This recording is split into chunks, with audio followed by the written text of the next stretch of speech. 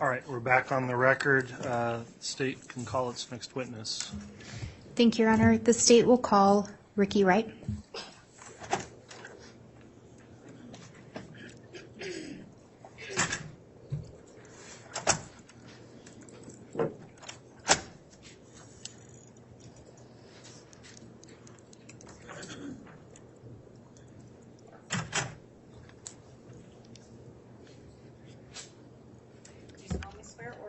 Testimony you're about to give is the truth, whole truth, and nothing but the truth, so help you God. Yes, sir.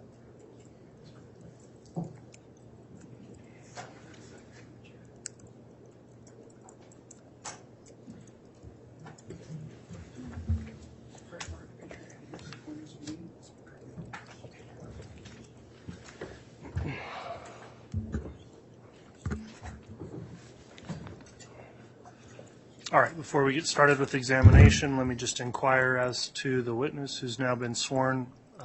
There is an exclusionary rule in place, so have you observed any of the trial testimony in this case by either reading any of it or listening to any of it in any way since this trial started? No, I have not. Okay, thanks for your response. When being questioned, please talk directly into your microphone. Please use verbal responses to each question so we get a clear record, and try to avoid speaking at the same time as anyone questioning you. And with that in mind, Ms. Blake, you can inquire on direct. Thank you, Your Honor. Would you please state your name and spell it for the record? Rick Wright, W-R-I-G-H-T. And what is your current title or position? I am a contract special investigator for the Federal Bureau of Investigation. So if I call you Investigator Wright today, would that be inaccurate? Yes. Where were you previously, or what was your previous title or position? So before I came on as a contract special investigator, I was a special agent with the FBI for 24 years. In order to be a special agent, did you have any training? Yes. What was some of your training?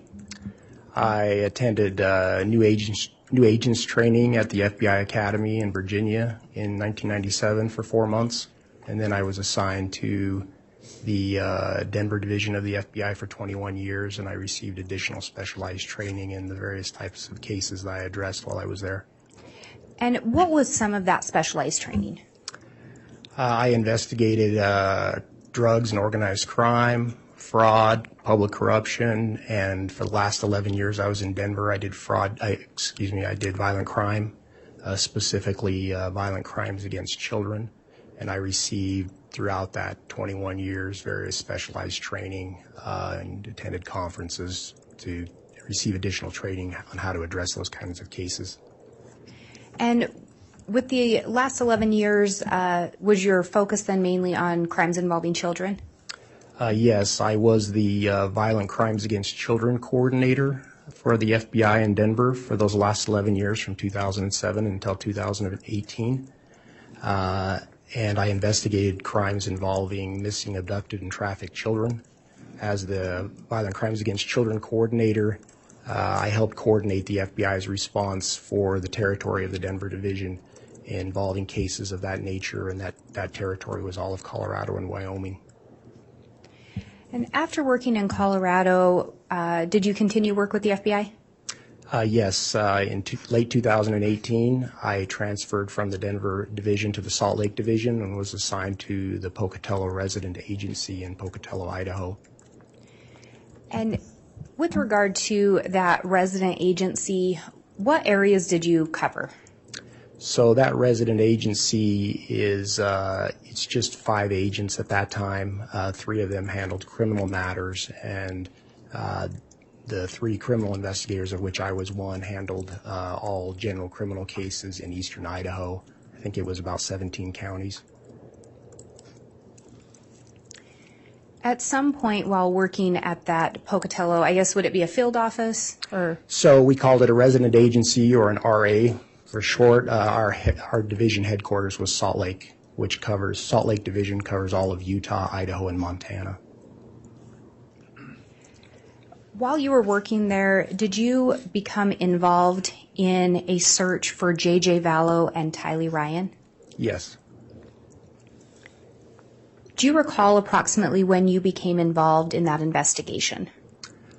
November 27th of 2019. Was there a reason that you and or the FBI became involved in this particular investigation? So I was contacted by Lieutenant Ron Ball from the Rexburg Police Department regarding a missing child in their jurisdiction, and due to his young age, the FBI under the Federal Kidnapping Act can respond to kidnappings because of the potential interstate nature of a kidnapping. Because a kidnapping often doesn't manifest itself as a kidnapping in the beginning, particularly when involving a young child. The FBI is supposed to get involved in a missing child case when it involves a child of tender years that's missing under suspicious circumstances. Generally, the FBI defines tender years as under 12. So when we have a child under 12 missing under suspicious circumstances, the FBI should try to assist if they are able. Sometimes that's active investigation. Sometimes that's just providing additional resources to the agency requesting assistance. Can I have him either move a little bit closer to the, I'm having trouble catching what he's saying. Okay, that microphone, if you could just speak directly into it, we'll pick it up better. Thank you. And you talk about a child of tender years under 12. Initially, when you became involved in the investigation, was it only reported that JJ Vallow was missing? Yes, the Rexburg Police Department informed me that they were doing a welfare check regarding Joshua Vallow or JJ Vallow and had been unable to locate him, and that was the initial information they have and the initial child of concern. And in this particular case, you became involved actively in the investigation, is that correct? Yes, the FBI initiated an investigation. I was the case agent or the case manager. There was another agent in the Pocatello resident agency named Travis Homer, who was also a case agent on the investigation. At some point during the investigation, did you also learn that Tylee Ryan was missing? Yes, fairly early on we determined that JJ Vallow's sibling, Tylee Ryan, could not be located. However, initially that was believed that she was still in Arizona where the family had previously resided, but no one had been able to locate her. And you talk about being contacted by Ron Ball with the Rexburg Police Department. Do you know if there were other agencies involved in the investigation? The investigation of JJ Vallow was primarily the Rexburg Police Department. However, there are other agencies, including the Fremont County Sheriff's Office and 2 police departments in Arizona that were investigating, that had investigations that had a connection to the Rexburg Police Department's investigation. And do you know what incidents those other agencies were looking into? Yes. And what were those? The Fremont County Sheriff's Office was probing the death of Tammy Daybell that was in their jurisdiction, and the Chandler Police Department was looking into the death of the husband of Lori Vallow, who was residing in Arizona in the Chandler area, or was there, and that's where he died. And then the Gilbert Police Department was looking into a shooting that had happened in their jurisdiction against Brandon Boudreau. Someone had fired a weapon at him. So would it be fair to say that this turned into a joint investigation? Yes. Do you recall at some point in your investigation meeting with an individual named Ian Pulowski? Yes. Did you determine who Ian Pulowski is? He was the husband of Melanie Pulowski, and she had previously been Melanie Boudreau. Did you, in fact, conduct an interview of Ian Pulowski? I did. I spoke with him at the Rexburg Police Department. Other investigators were also present with the Rexburg Police Department, but I spoke with him on December 5th of 2019. After speaking with him, did your concern for the children's safety increase? Yes, it did. Did you end up requesting Ian do anything or Mr. Plowski do anything to assist in the investigation? The Rexburg Police Department and I requested that he continue to provide additional information if possible to help us in locating the children. And he was also asked if he would consensually record conversations that he was a party to. Did he in fact agree to do that? He did. Did he in fact record some conversations or discussions? Yes, he did. Between that initial interview and about December 23rd of 2019, he recorded some conversations that he had with Melanie Plowski as well as Lori Vallow, Alex Cox, and Chad Daybell. Did he provide copies of those recordings to the investigators? Yes, the recording device belonged to the Rexburg Police Department. That recording device was retrieved and they extracted those recordings and maintained those in custody. And you had previously stated you were the case agent for the FBI investigation. Can you discuss a little bit about what the role of a case agent is? It's to conduct the investigation, but also at times to marshal additional resources to assist with that investigation. Sometimes the investigation can be conducted by one agent. Sometimes it requires additional resources within the office, and sometimes, of course, the FBI is a national organization and has quite a bit of resources, and so sometimes that involves requesting specialized resources from elsewhere in the FBI. In this case, did you request some additional assistance? Yes, I did. And specifically, did you request some assistance in looking at location data associated with Alex Cox? Yes, the FBI has some specially trained agents that investigate, that can analyze records from cellular records and other geolocation records, and that's called the Cellular Analysis Survey Team. It was a fairly small team at that time, maybe 25 or 30 agents around the country that had that specialized training, and we requested assistance from them. Did they in fact provide that assistance? Yes, they did. Do you know if there was a specific agent that was involved in assisting in this case? Yes, there was. And who was that? His name was Nick Balance. He was an agent assigned to the Phoenix, Arizona division of the FBI. And as he would go through the data recovery or the location recovery, was he sharing that information with you? Yes, he was. Did he also provide information to you and assist you further with your investigation into the location, specifically regarding Alex Cox's device? Yes, he did. When the records would come in for various phones that we had requested from the carriers, or for sometimes Google or other location information, that would go to him for analysis, and he was feeding that information to us to give us potential avenues of investigation. At some point, he provided some additional information regarding that to me that I also looked at myself. And when you looked at that information, do you recall what dates you looked at, or if there were specific dates you focused on, a time period?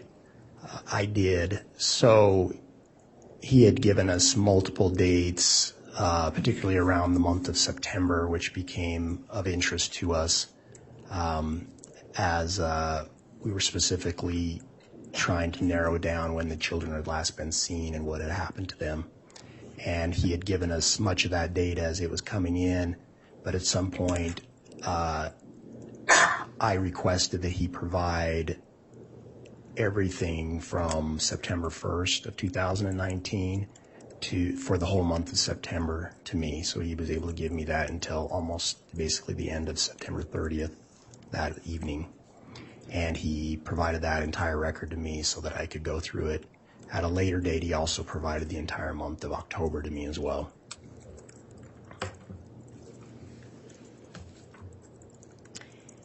Investigator Wright, in preparation for your testimony today, did you assist in preparing a summary exhibit? Yes, I did. And is that a PowerPoint presentation? Yes. Do you believe if you were shown what's purported to be the slides contained in that PowerPoint presentation that you would recognize those? Yes, I do. Your Honor, I'm going to ask that, and defense has a copy of this. It's been marked as State's Exhibit 299. I'd ask that the witness be shown this, and I will grab the courtesy copy for the court. However, this is a actual PowerPoint contained on a jump drive, so these are just printed out slides. All right, thank you, Ms. Blake.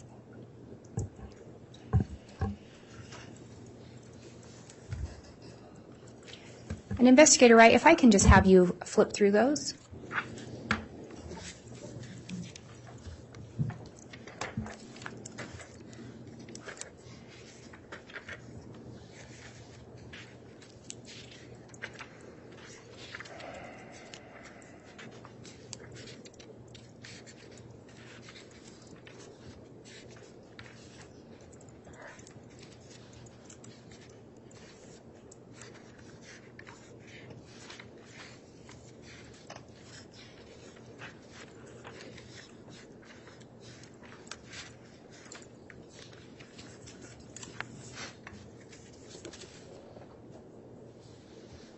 And do those appear to be an accurate representation of the PowerPoint presentation? Yes, they do.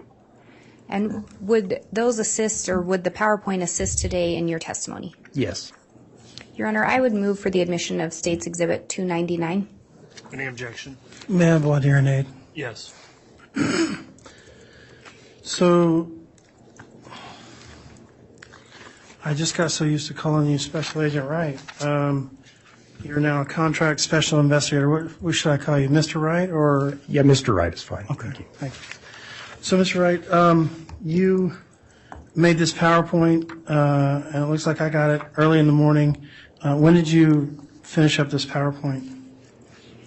I worked with prosecutors to put that together last night.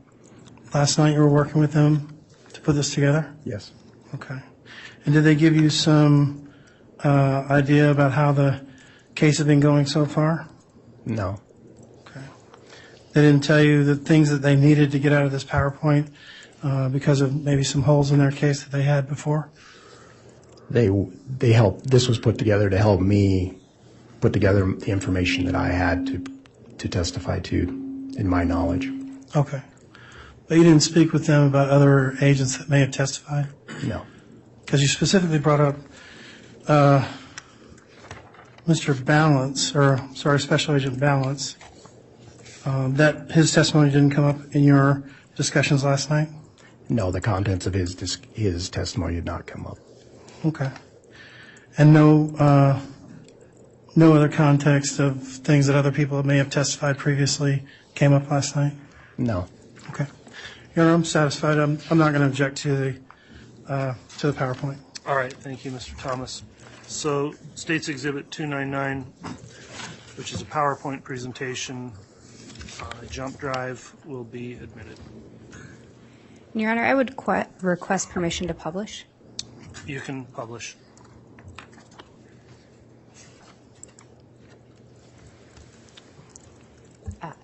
I will submit the jump drive to the court after the publication, if that Okay. works for the court. And on this first slide here, we're seeing a phone number and a Gmail account. Are those the ones that were associated with the location data that you looked at, the device that you were reviewing? Yes.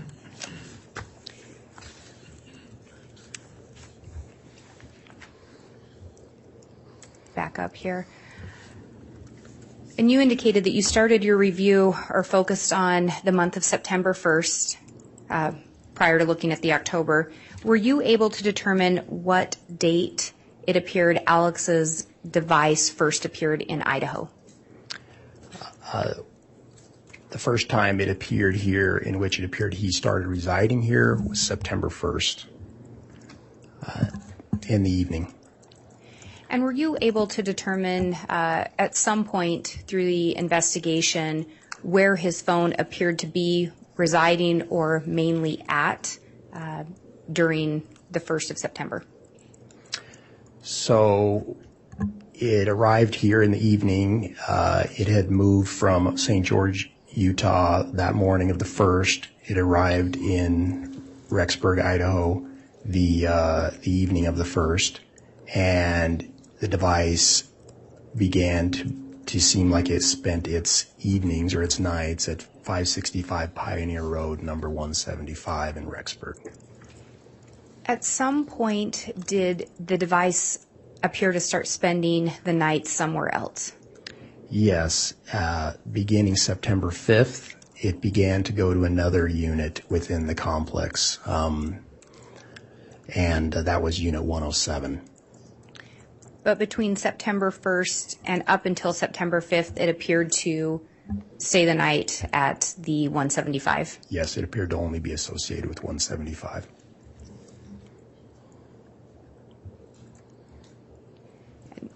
During your investigation, did you end up focusing in on certain dates in September? Yes. And the first date we see here is Sunday, September 8th of 2019. Was there a reason that that was a date that you focused in on?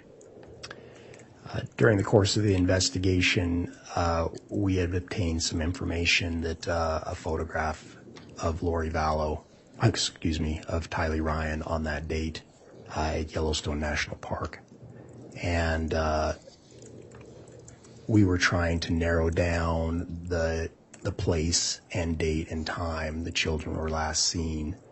And up until that point, we had not been able to find information of what had happened to Tylee Ryan after that photograph was taken. So in looking at what we're seeing here, can you take us through what's on this slide?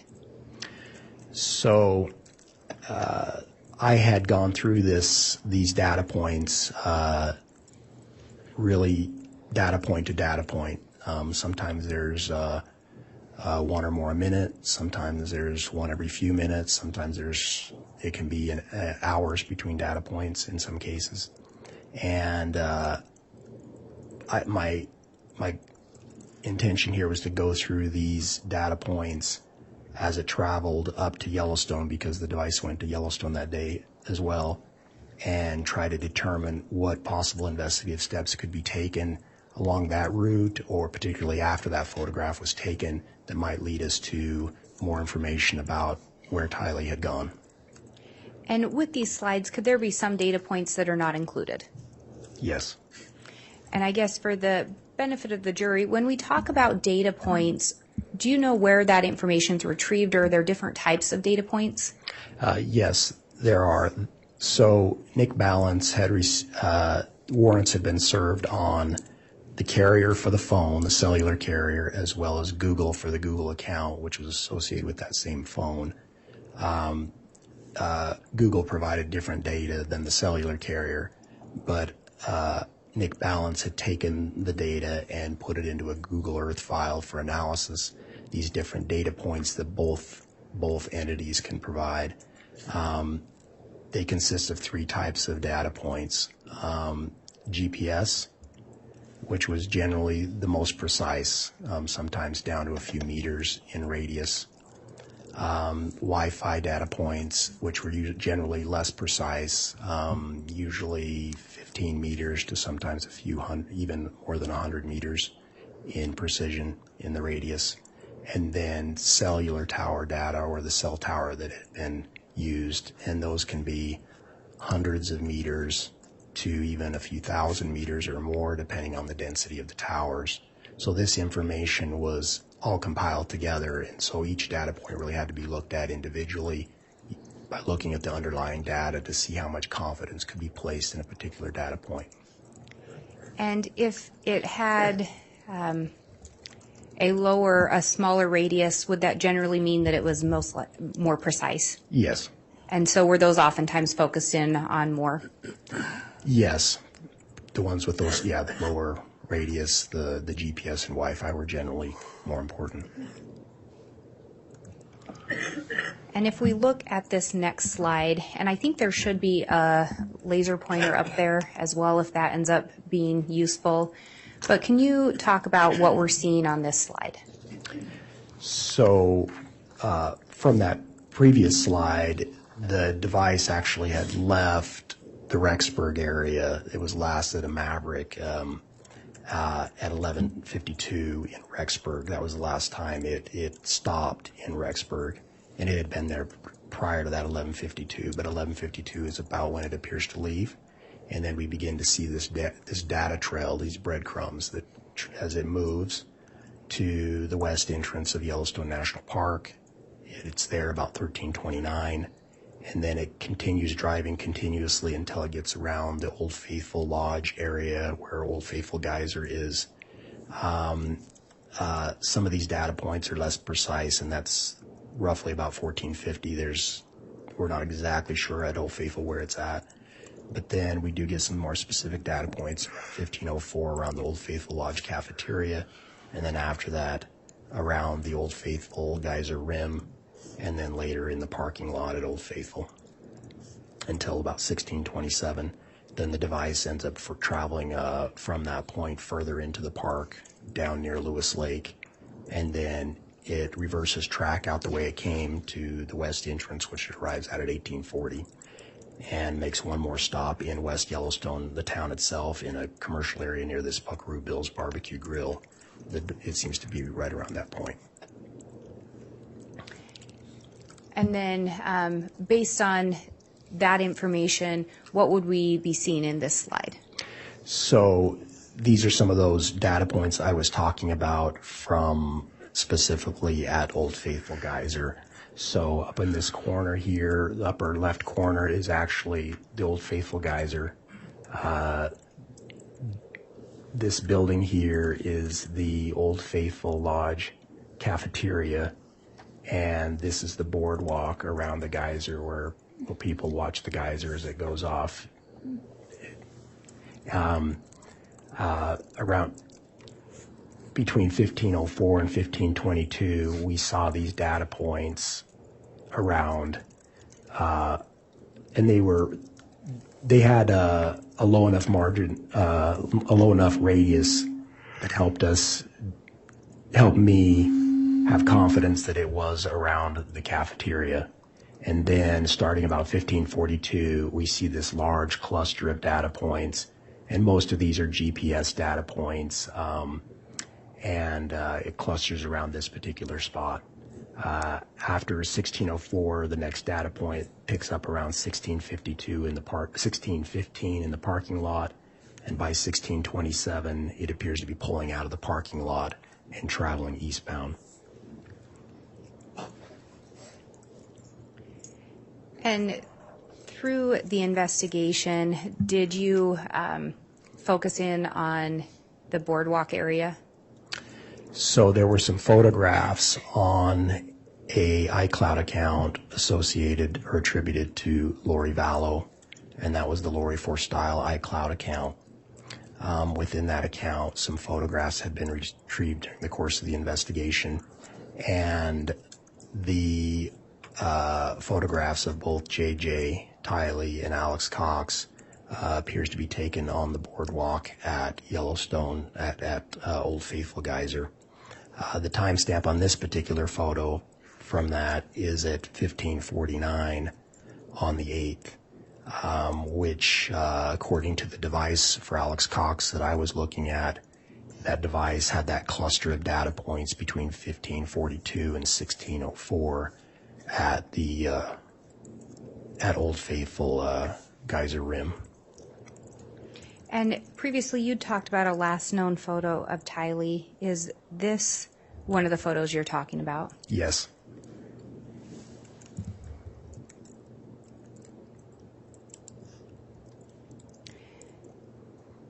And looking at the next slide, and I'll just make a note, we have times on here, these are in military time, is that correct? Yes. So with the higher numbers, that starts putting us afternoon? Yes. So after, from after 1 o'clock 12. would be 13 Yes. and so on. Correct. And what are we seeing in this particular slide? So this is an overhead map view of Yellowstone National Park. Up in this upper left corner is the Old Faithful Geyser area, the lodge area.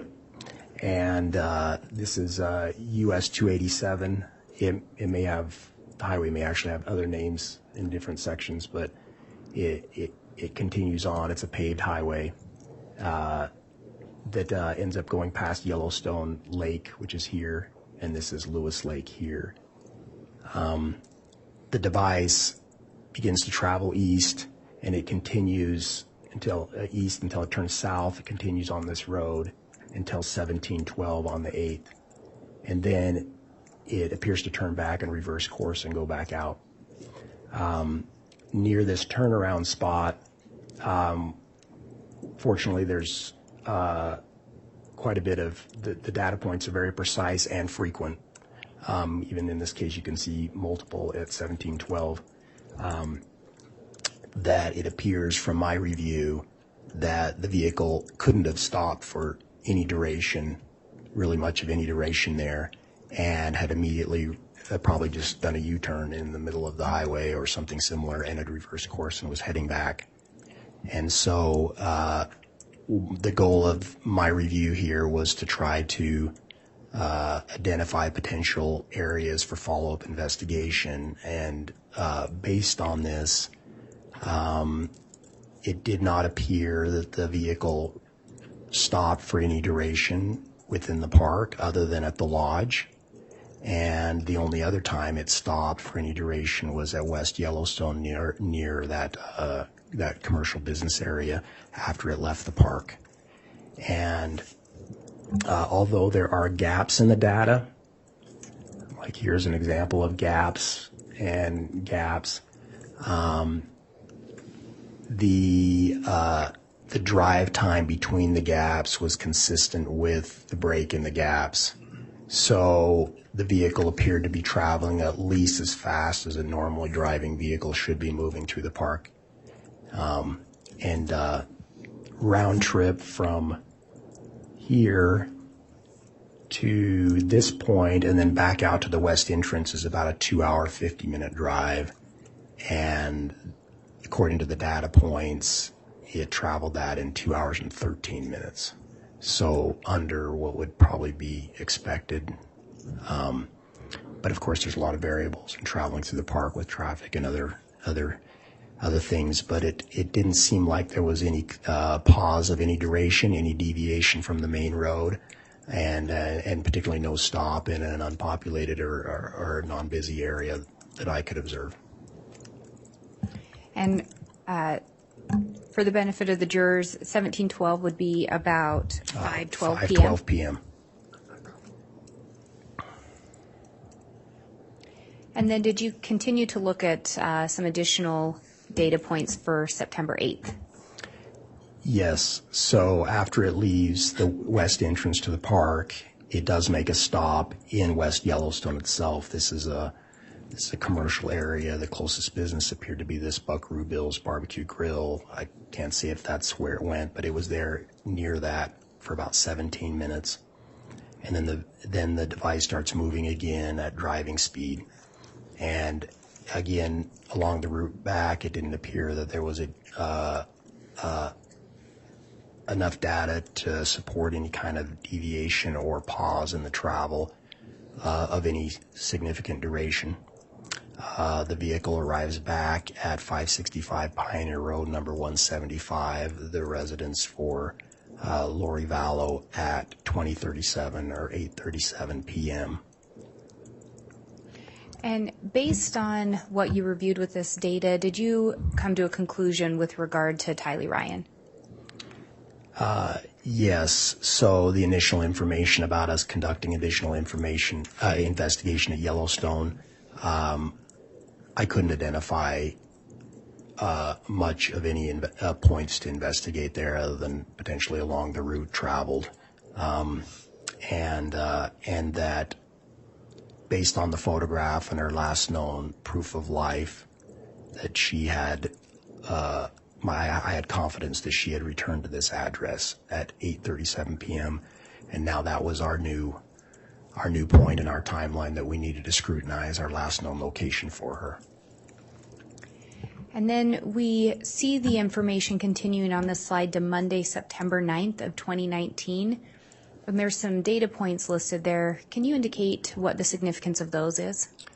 So after it returns to 175 from Yellowstone, the device travels to a Maverick, which is a little less than a mile north of the residence, and it's there for about 10 minutes between 2143 and 2153.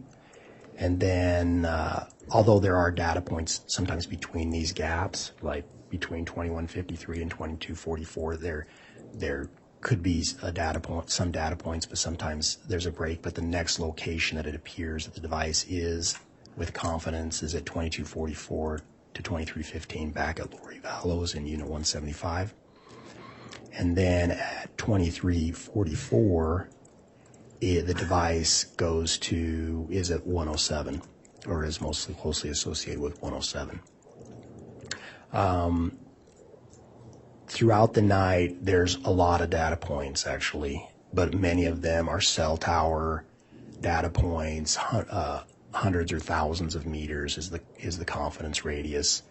And so I focused on the data points that gave us more confidence regarding where the device was, and there were a few. At 242, 0242, and again at 0242, and then one more time at 0337, the device has three GPS data points with a 4-meter radius associated with Unit 175, or most closely associated with 175. Again, later that same morning, there are some more data points now more closely associated with 107. One at 437, one at 439, one at 441, another at 514, another one at 647, and then one at 849. These 6 data points are a combination of Wi-Fi and GPS, but their radius is between 8 and 37 meters. And just to be clear, those data points on Monday, September 9th are in the early morning hours? Yes. So, yes, those are early morning at 2:42 a.m. is that first one, and then it continues on, and the last one's 8:49 a.m. And also, to be clear, the device you're looking at is a device associated with Alex Cox? Yes. And also, do you know, and I think we've already said it, but do you know who primarily resided in apartment 175? Lori Vallow and the 2 children at that time. And do you know who primarily resided in number 107? Alex Cox at that time. Was there anything else that caught your attention with regard to those early morning times that the device was at number 175? I continued this review throughout the entire month of September and was able to observe the activities, the general pattern of activity at night for that device.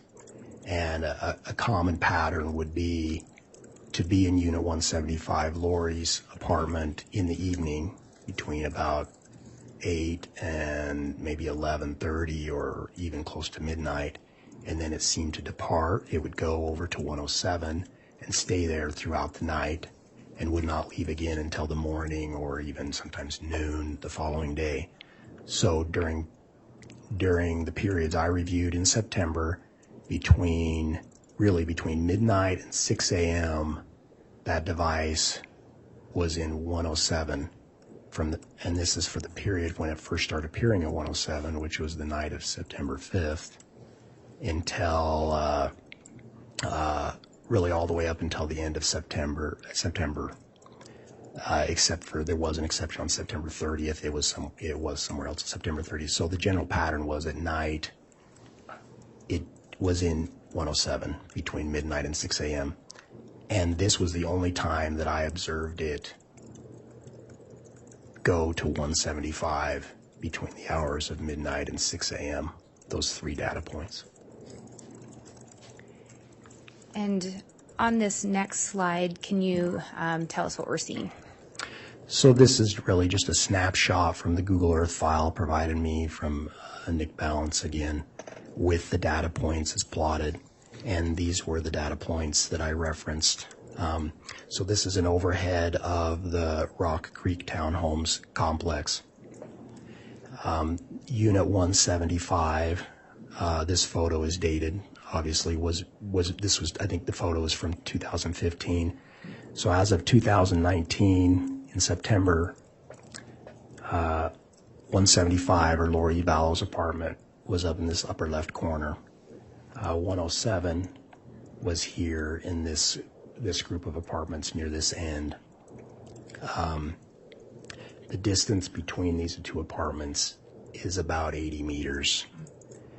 And so the three data points that I talked about that appear in the early morning hours at 175, at 2:42, and again at 2:42, and 3:37, all with 4-meter, they're all GPS data points with 4-meter radius.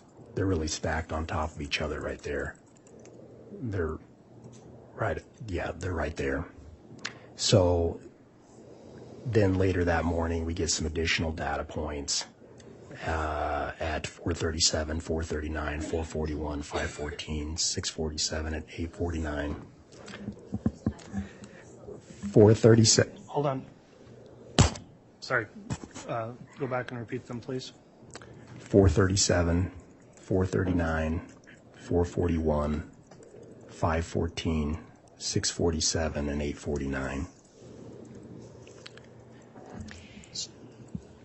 So those data points are grouped here, and the radius varies on these data points, but the range of them is 8 to 37 meter radius data points. Now again, there were other data points received between these throughout the night, but because the radius was of such a high number, I couldn't say with confidence that they were at what unit they were at. I couldn't say that they're in the general area of the complex for the most part, so it didn't appear that it had left that area from what I observed. And because of the meter radius on these being less than the distance between the two apartments, is that why you'd focused in on these particular data points? Yes. Did you then look at where the device was on Monday, September 9th of 2019? Yes. And what did you determine, or what did you learn? The device departs Unit 107 at 565 Pioneer Road at approximately 9 a.m. And then we receive data points as it travels north in the Rexburg area to an address at 202 North, 1900 East in Rexburg, which is located 7 or 8 miles north of the 565 Pioneer Road address. It arrives there about approximately 9:15. I think we get a data point just maybe 100 yards or so south of the address. So it is just pulling in right about that time. That address was the residence at that time of Chad Daybell. And again, the times that we're seeing would be in the morning hours, so later that same morning. Yes, this is the same morning as those other data points. These are at 9 and 9:15 in the morning. Were you able to determine approximately how long the phone remained the device remained in the area of the Daybell residence? So between the time of 9:15 and approximately 9:45, there are numerous data points for the device in the area of the Daybell residence. Many of them are lower, they're a high radius, meaning a lower confidence in those data points. So I focused on the ones with a low meter radius. And there were really four, one at 9:21, another one at 9:22, one at 10:39, and one at 10:57. There are other, like I said, other data points coming in between these, and don't seem to show that it necessarily is not at that address, but I can't say it is in the intermittent times between these or after these. But by 11:45, the device is traveling southbound and returns to the Rexburg area, where at 11:52 it stops at a Del Taco for about 10 minutes. So the first data point at 9:21 is actually a data point that is behind the Daybell residence. It's a GPS data point with a 6-meter radius. At 9:22, there's another data point, and this is actually on the northwest corner of the property. It's also a GPS data point with a 3-meter radius. And if we go to the next slide, do we start to see those data points? Yes, so these are those 4 data points that I mentioned. So the first one at 9:21, well, first, this is an overhead of the Daybell residence from the same mapping software I was using. And this here would be the Daybell residence. This is Salem Road, or also 1900 East, and this is 200 North here. And so this is the address at 202 North, 1900 East. So this is the main residence to the property. There's a barn-like structure here, or a garage, an unattached garage, and some other small outbuildings, a shed. And, so the first data point appears there at 9:21. And again, that's a GPS data hit, a GPS coordinate with a 6-meter radius being the margin of error. At 9:22, approximately 1 minute later, there's a data point here by this. There's a gate into the property, and there is it appears through this gate you could drive onto the property. In fact, so there's a data point there at 9:22. We don't receive any quality data points again until 9:39, when we get a GPS data point with a 43-meter radius, and that's right in here. And then at 10:57, we get another one with a 5-meter radius here. And then by 11:45, we see we actually do get a data point just slightly north of the residence on the road, like 11:42. It would be off the map, but just like 11:42, as if he drove like a block north and then he goes south. And so by 11:45, he's traveling south from the residence back into Rexburg and then to the Del Taco. And in looking at this, it appears that most of the data points are in the same general location, but we have one that, me looking at the screen, is in the upper left corner. Did you learn any significance with relation to that data point? I'm sorry, which data point? Oh, I believe corner? it's the one at 9:22, the one up in the northwest corner. Only that there was a gate there that would allow a vehicle to get onto the back property. At some point in your investigation, did the cluster of data points that are closer together gain more significance? Yes, it did. And what did you learn? So we had obtained numerous devices in this investigation, several devices that were analyzed by the regional computer forensics laboratory. Had done most of them down in Salt Lake City. Some of these devices had been obtained in warrants from some of the addresses that had been executed and had been obtained in various ways. There was a particular device that had been obtained from a search warrant executed at the Daybell residence on January 3rd of 2020. There were several devices found, so this particular device, its relevance in the investigation was unknown. But these devices, after analysis by the forensics laboratory, they're put into a system for reviewing them. And it was that one particular device was being reviewed by Ben Dean, an analyst with the FBI in Boise. And he contacted me on June 1st of 2020 and notified me that he believed the device, based on information he was observing, belonged to Tammy Daybell at one point. And he had found a text within that dated Monday, September 9th, 2019 at 11:53 a.m. And it was a text from Chad that Tammy had received. And the text indicated that Chad had been burning limb debris on a fire on the fire pit on the property, and that he had also killed a raccoon and had dug a hole and buried it. And after learning of that additional text, there's a couple references in there, and one specifically to the fire pit. Yes. Did that bring on new meaning to this location, to these data points? Yes. Up until then, we had certainly observed these data points, but really didn't understand what, if any, significance to place to them at that point. Why a device for Alex Cox would be on the property back in that area, or at this point in the investigation.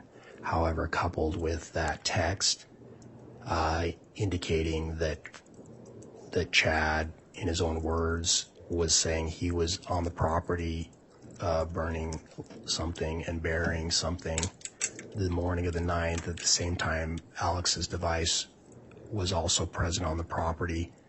That this certainly set off a flag for us. And do you know if those data points are in fact by some kind of a fire pit?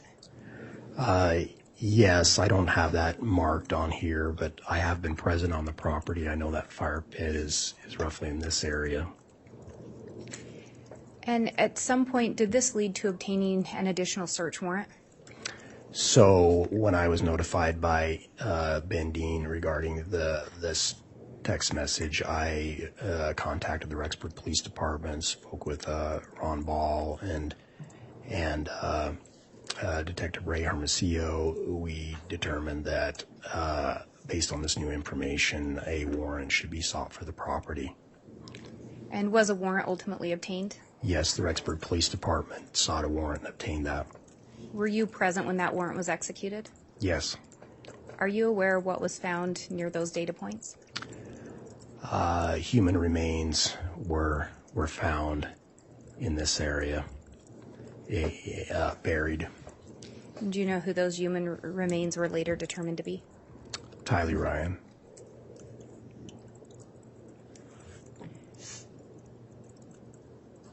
And I think you had indicated that the device left the area headed towards Rexburg, Yes. and then the next stop after this was at a Del Taco? Yes.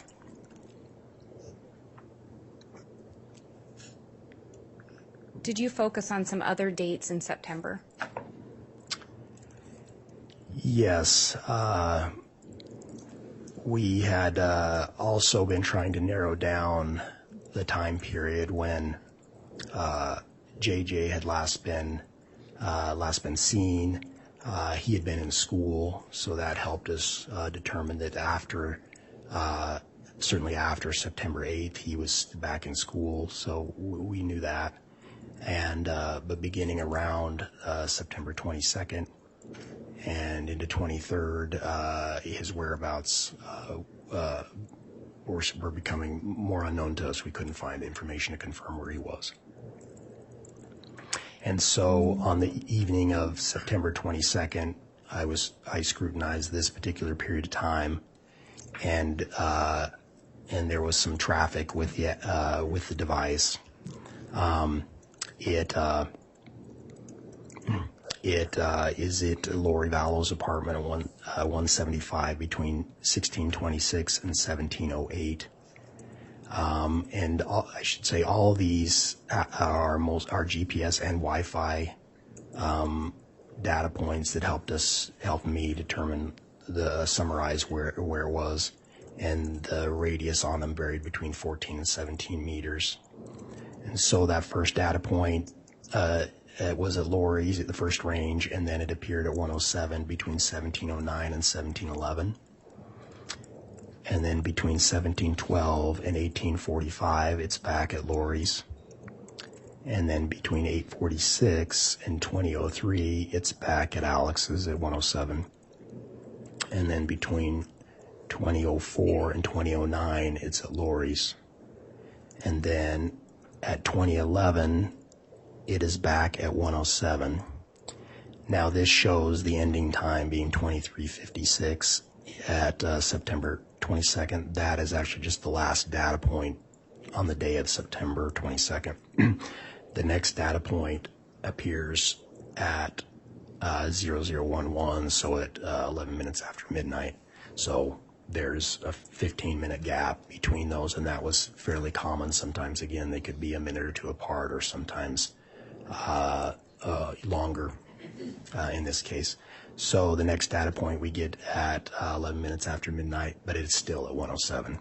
And it doesn't appear, we get no other information that it moves from 107 until 9:41 in the morning.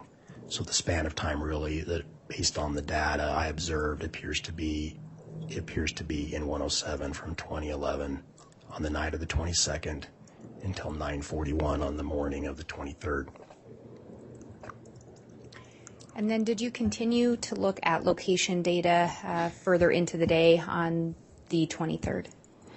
Yes. So beginning at 9:41, the device departs Unit 107.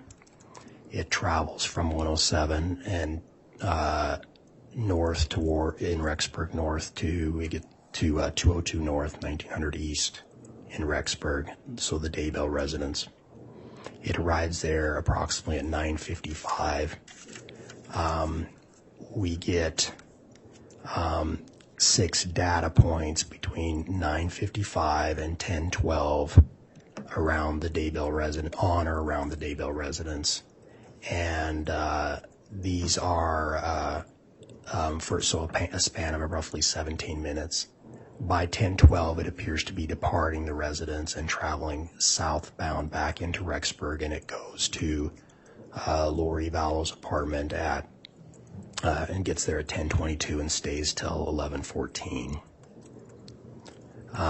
These data points vary in precision. Again, the first one at 9:55 is a Wi-Fi 50-meter radius that seems to show that the device near the front of the property, near the garage. And then at 9:56, there's a GPS data point back by a pond that's on the property. And I call it a pond, but it's some kind of pit with, I think it sometimes has water and sometimes does not. And then at 10:02, there's also another GPS data point near that pond, and this is a 3-meter radius data point.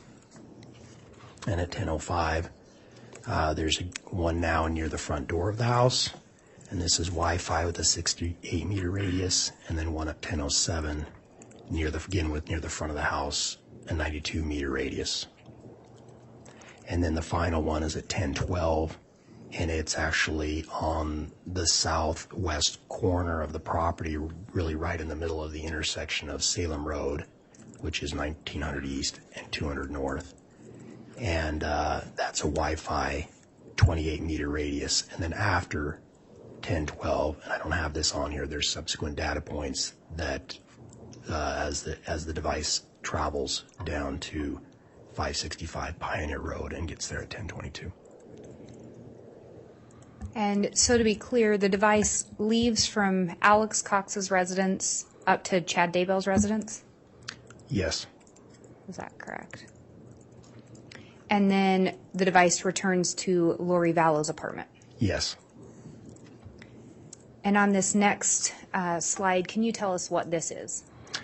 So this is a still image taken from that Google Earth of the Daybell property with those 6 data points on it, and shows their location. So again, this is the residence. The first one at 9:55, which is the Wi-Fi 50-meter radius, is this one near the garage. Now this is there's a garage here on the property and driveway.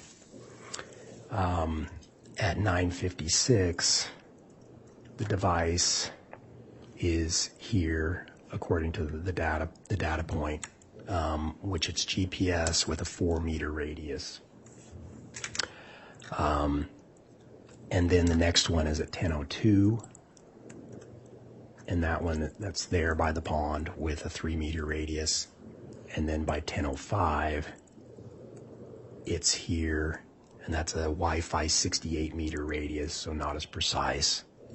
And then at 10:07, it's right next to it, but that's a 92-meter radius, and also Wi-Fi. And then the final one is this one at 10:12, and it's right in the intersection, Wi-Fi 28-meter radius. And again, after that, the device, there are additional data points that show that it's traveling south back into Rexburg. And did those data points by the pond at some point gain more significance in the investigation? Yes. And how so? When the warrant was executed on June 9th, 2020 at the Daybell residence, law enforcement was able to find human remains again in this area, which was later determined to be Tylee Ryan. And they also found human remains really next to or underneath this tree. And those human remains were determined to be JJ Vallow. And again, the device leaves this area and returns to Lori Vallow's apartment. Yes. Were you able to determine through the month of September how often you located data points placing that device at or near the Daybell residence? So in the month of September, I observed it on 4 occasions that the device was at or near the Daybell residence. The first time was on September 6th, and that was for an 11-minute period from 12:42 to 12:53. The device was there. Those particular data points there's not many in that short period of time, but the few data points are clustered in the front yard or near the front door of the house. There weren't any back on the back of the property or anything like that. And then again on September 9th, as previously discussed, that's where we first saw some back on the property. And then again on September 23rd, we had those data points, including the ones back by the tree. And then there's another visit by the device on September 25th. And this is a 17-minute visit to the property, and those data points are similar to the one on September 6th. They're really just clustered near the front of the property or front door. You can't really say if it's even in the house or not. Did you also look at some data points associated with a window tinting shop? I did. So in the course of this review, we were trying to identify movements of the device and potential follow-up investigation and places that it went. And among the places that it went, on three occasions, all the short visits were on Monday, September 23rd at 13:53 to 13:58. The device appears to be at a Dan's Window Tinting, 2551 West, 6800 South in Rexburg. It returns to that same location on Wednesday, September 25th, but just for really a minute or two at 1902 to 1903. 902 and 903, excuse me. And then it comes back later that same day, 11:57 to 11:59.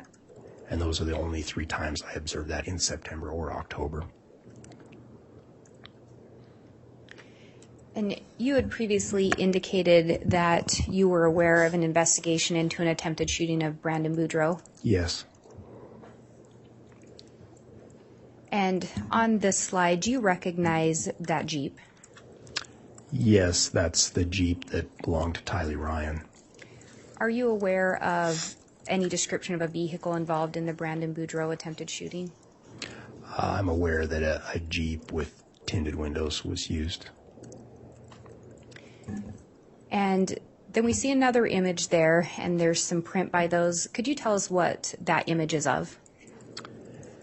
So The Jeep was searched by the Rexburg Police Department on December 19th of 2019, and the FBI's evidence response team assisted with processing the vehicle. And so I was not present for this search, but at a later time I went through the photographs taken of the inside of the Jeep, and among the photographs were some photographs of some receipts. And when I looked more closely at these receipts, I obtained this information from them. One of the receipts is dated October 1st of 2019, and the time on it is 13/12, and it's from a restaurant in Mesa, Arizona called Los Favoritos, and it's a cash transaction for food and a beverage in the amount of $8.86. And are you aware of when the attempted shooting of Brandon Boudreaux took place? On the morning of October 2nd And do you know where that took place? in Gilbert, Arizona, at the residence where Brandon Boudreaux was residing at the time. And then there was a second receipt there and some print off to the side. Could you go over what that is? So the second receipt is dated October 18th, 2019 at 9:05 p.m. and it is a Chick-fil-A receipt from Ammon, Idaho, again for food and beverage, and it's a cash transaction in the amount of $8.15.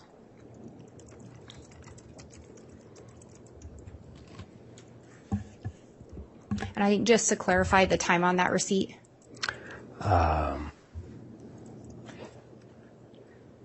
I may have heard you wrong. I thought you said 9:05. Oh, I'm sorry, 8:05 p.m. Though from the image itself, I can't read it right now what it says, but I recall it was at 8:05 p.m. And I may have misheard you, so I just wanted to clarify that.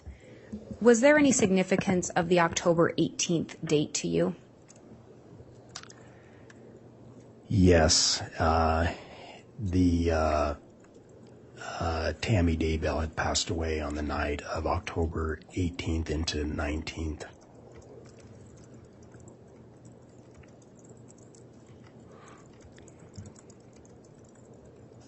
As part of your investigation, did you also look into determining when some devices were purchased?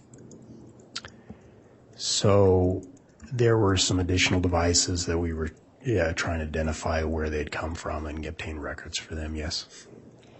And did you, in fact, go to Walmart to obtain or attempt to obtain those records? Yes, I did.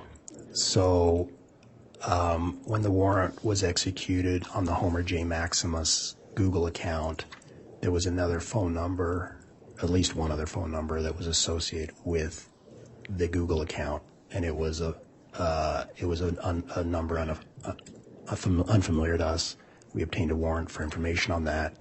It was a track phone purchased from a Walmart in Idaho Falls at 500 South Utah Avenue. I went to the Walmart and obtained the receipt for the transaction for the purchase of that. It was purchased on September 25th, 2019 at 19:10 and 51 seconds. And it was a cash purchase. In the course of reviewing the device that I've referred to for Alex Cox and his Google account, I showed that his device was in the vicinity of that Walmart between 1903 and 1918 on September 25th, 2019. So around the same time that this other phone was purchased. There was another device.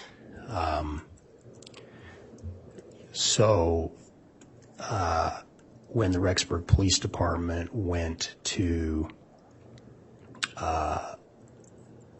try to do a welfare check on JJ on November 26th of 2019, they came back the following day on the 27th and executed a warrant at that address and 107. And the next door address, I believe, was 174. But they found 107 largely empty, but many of the belongings that belonged to Alex Cox were now in 175. So during the execution of the warrant, they took certain items of evidence, but those items remained there in the residence, and Alex Cox never returned to get them. And he passed away in December. And in January of 2020, the property management company began to dispose of that property. I think some was thrown away, but some was retained in storage by the property management company and the maintenance manager. And investigators, including myself and investigators with the Rexburg Police Department, went and looked at these items. I went on multiple occasions to look at these items, photograph them, and certain items were taken as potential of investigative interest. But when the property management company inventoried items they removed, they found 2 cell phones. And one of those cell phones, they turned over those phones to the Rexburg Police Department. One of those phones was found to be a track phone purchased from a Walmart, and it was purchased from the Walmart in Rexburg, Idaho at 1451 North 2nd East. And I went to get an investigation regarding that device and found it was purchased on October 8th, 2019 at 15:25 and 3 seconds. And it was a cash transaction, and when in the course of reviewing Alex's Cox primary device and his Google account number, he was at that Walmart his device was at that Walmart between 15:01 and 15:37 on October 8th, 2019. And when you went to retrieve the information regarding these phones, did Walmart in fact give you copies of the receipts? Yes, they did. And if you were shown what's purported to be copies of those, do you believe you'd be able to recognize them? Yes. Your Honor, I'm going to ask that, and I do not know if we have copies for defense counsel. Oh, it sounds like they already have them. So they are marked as states 227A and 227B. If I could have those shown to counsel and then the witness. Yes, you may.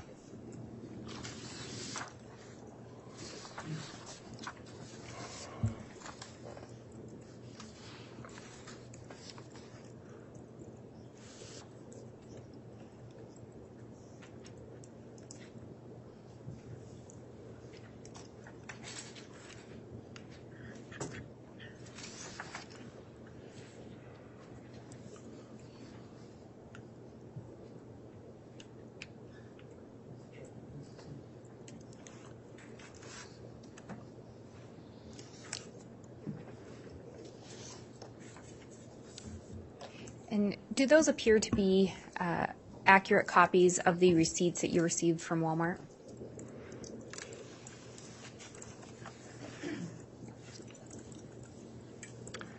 Yes, they do. And those are the receipts that we've been referencing just now? Yes. Your Honor, I would move for the admission of state's exhibits. 227A and B. Yes, 227A and B. Any objection? Yes, Your Honor, may I have voir dire? You may. Please take a look at 227A.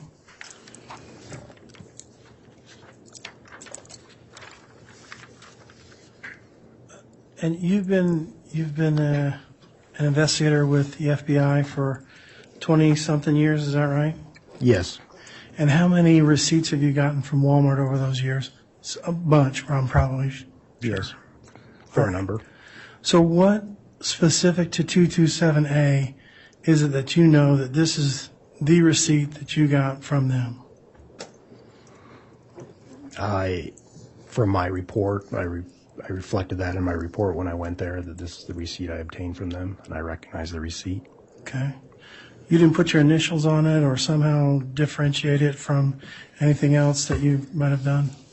Well, it was attached to the report that I created from that incident. I'm sorry, I don't mean to speak over you. When you wrote your report, which parts of this receipt did you reference?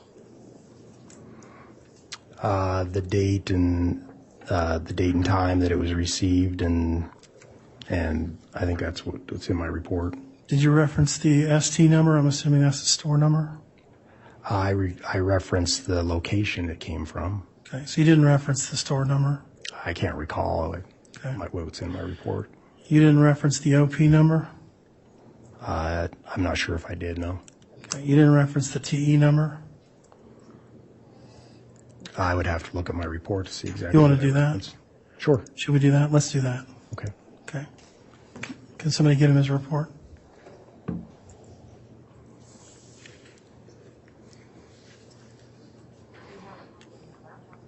That's fine. No?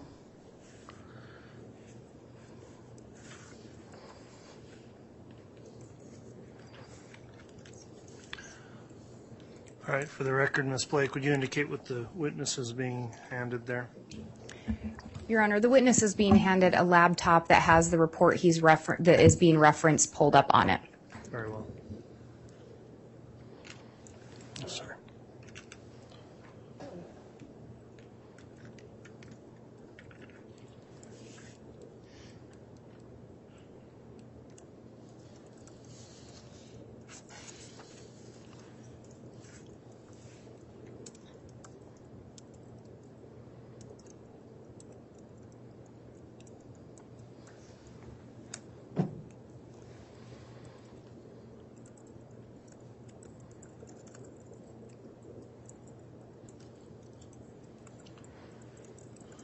Okay.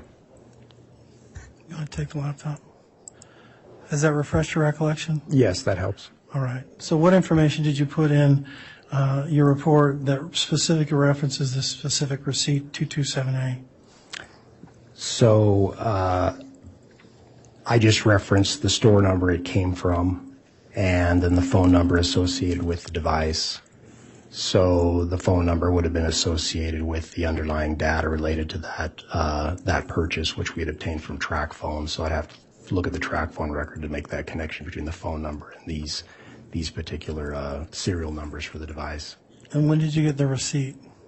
On April 10th of 2020. Okay. And when did you get the track phone numbers? They were provided. I'm not sure exactly when we got those. Judge, I'm going to object to these. I don't think you have specific knowledge to say that these are the specific report or specific receipts that he's indicating that they are.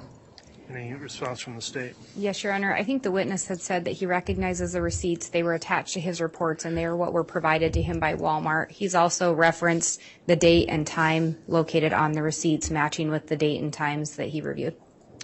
All right, I've considered that objection, balancing out the objection and the state's response. I do find there was an adequate foundation laid with the testimony of the witness who's indicated that he referenced not only the store number but a corresponding phone number, that he personally pulled these receipts and recognizes them. So they may be and will be admitted, and any further questions would be subject to cross-examination. So the objection's overruled. 27A and B are both admitted. Thank you, Your Honor. Thank you, Your Honor.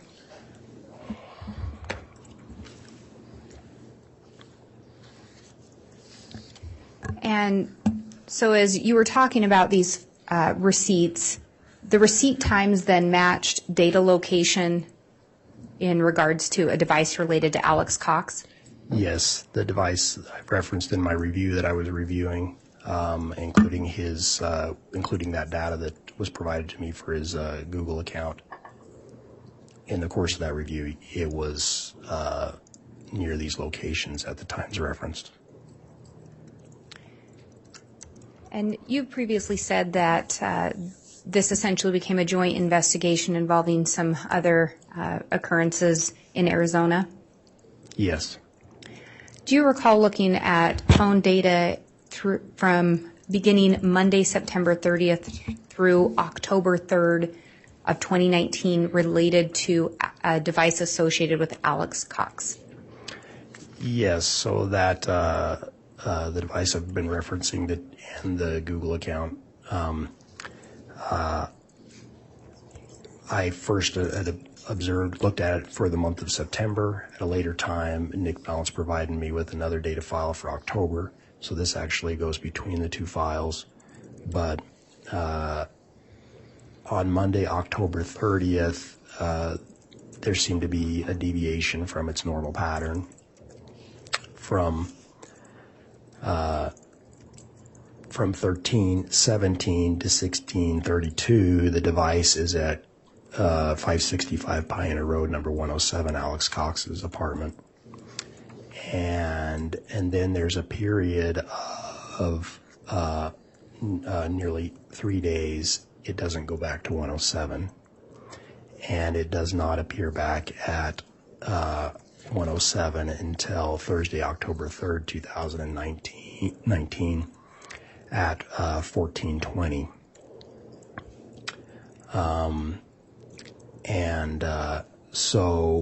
So beginning on the afternoon of September 30th, that night, that device appears to be at 175 that night. Then the night of October 1st, also at 175. And then the night of October 2nd at 175. And I also believe the entire day of October 2nd, it was also in 175. And then not until the afternoon of October 3rd does it go back to 107. And were there some other data points associated with that device that aren't indicated on this slide? Yes, this is a summary of what the activity showed. And is this a summary of the activity that drew your attention? Yes. And that was because it deviated from the normal pattern with regard to that phone? Yes. Did you also look at location data related to several gun ranges?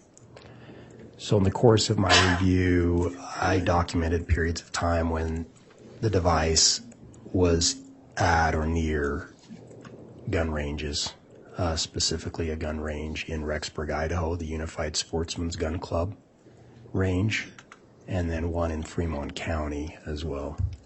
And on this slide, does this cover the dates that you found the device to be at or near a gun range? Yes, so this is a portion of the data for the particular days of September 3rd, September 26th, and September 27th. So on September 3rd, between 1345 and 1346, it appears to be close to this gun range, a very narrow window of time. Then it travels to a Walmart from 1405 to 1436, and then it's back at the gun range after that from 1459 to 1651. On the 26th, from 1654 to 1858 appears to be at the gun range, and I've noted here that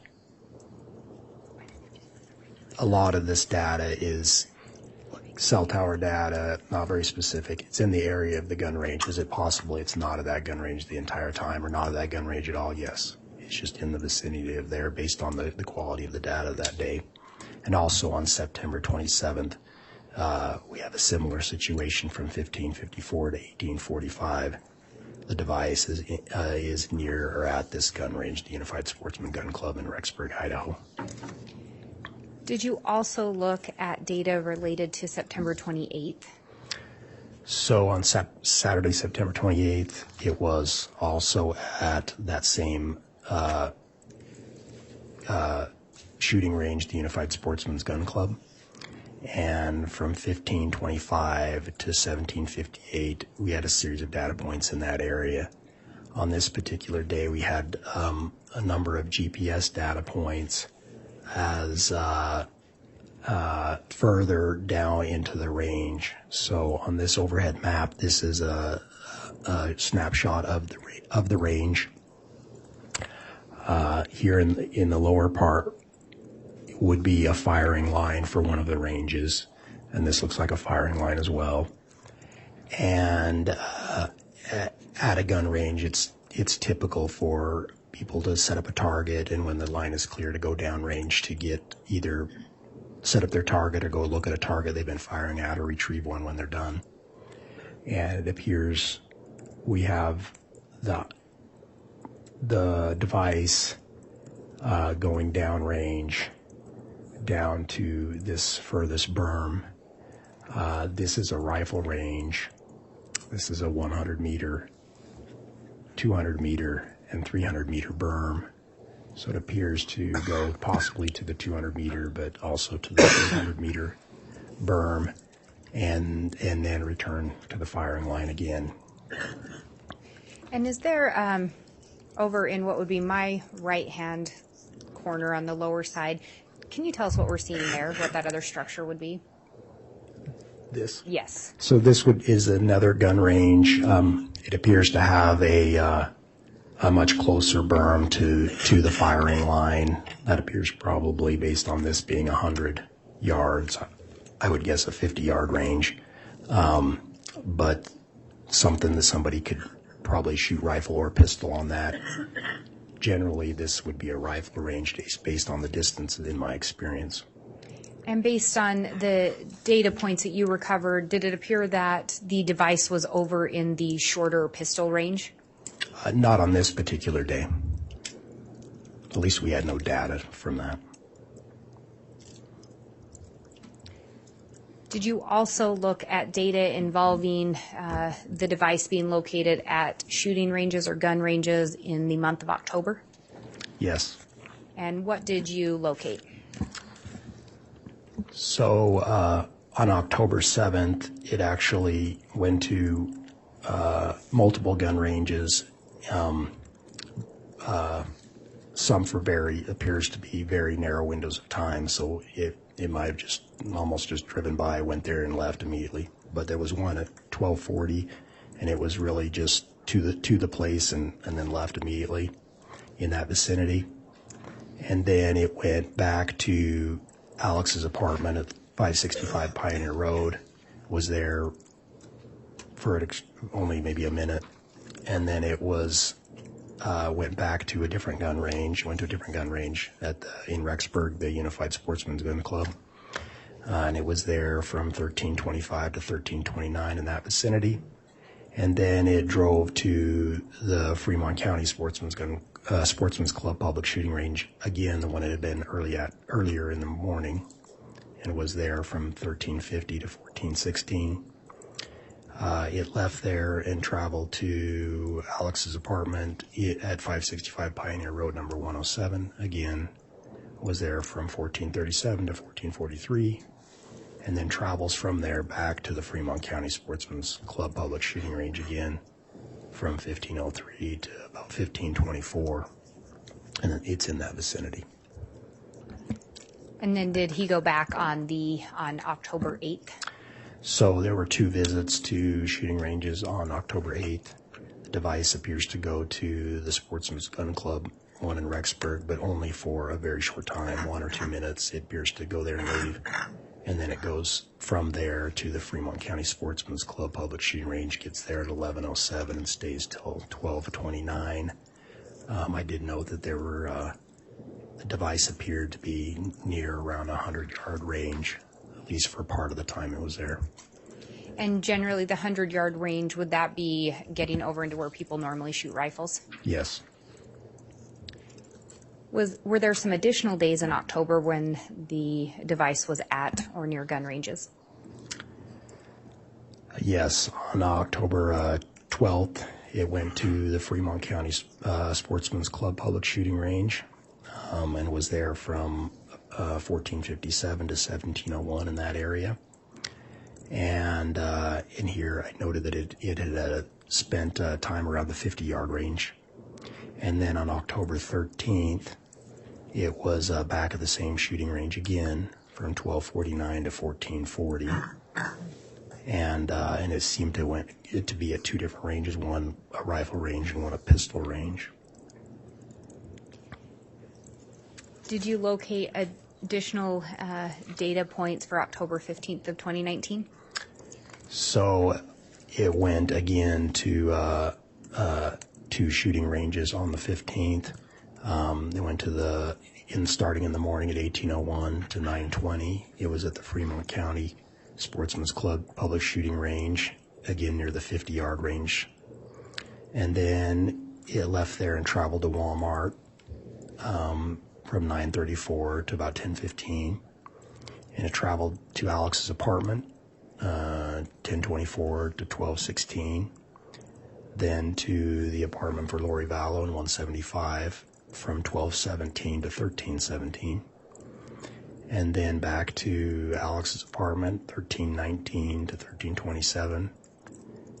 It then leaves there and travels to the vicinity of the residence of Chad Daybell, 1341 to 1356. It's there, about a 15-minute period.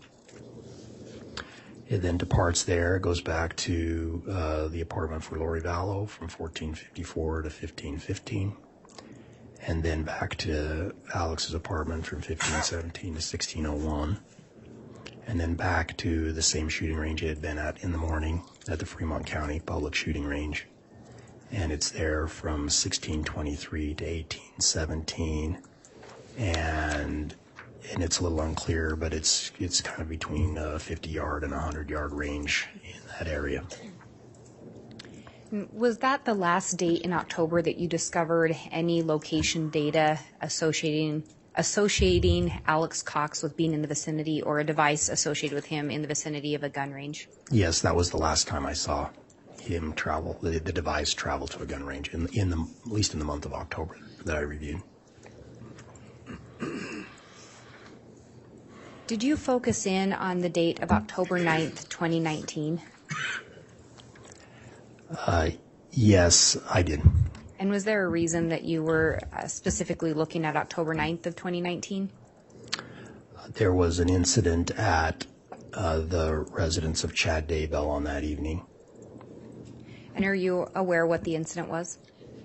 Yes, it was reported that a person wearing a mask had pointed a weapon or a paintball gun at Tammy Daybell while she was unloading her car in front of the garage. And I should back up and ask, is this part of the reason why you were looking at the data location involving gun ranges? Part of it, yes. What was the other part of that? I really reviewed all of the data, but I didn't note these trips to the gun ranges. But because of our concern that the weapons could have been used in some kind of crime. And when you say the weapons, were those weapons recovered from a residence? There were weapons recovered from Unit 175 where Alex Cox had left his belongings.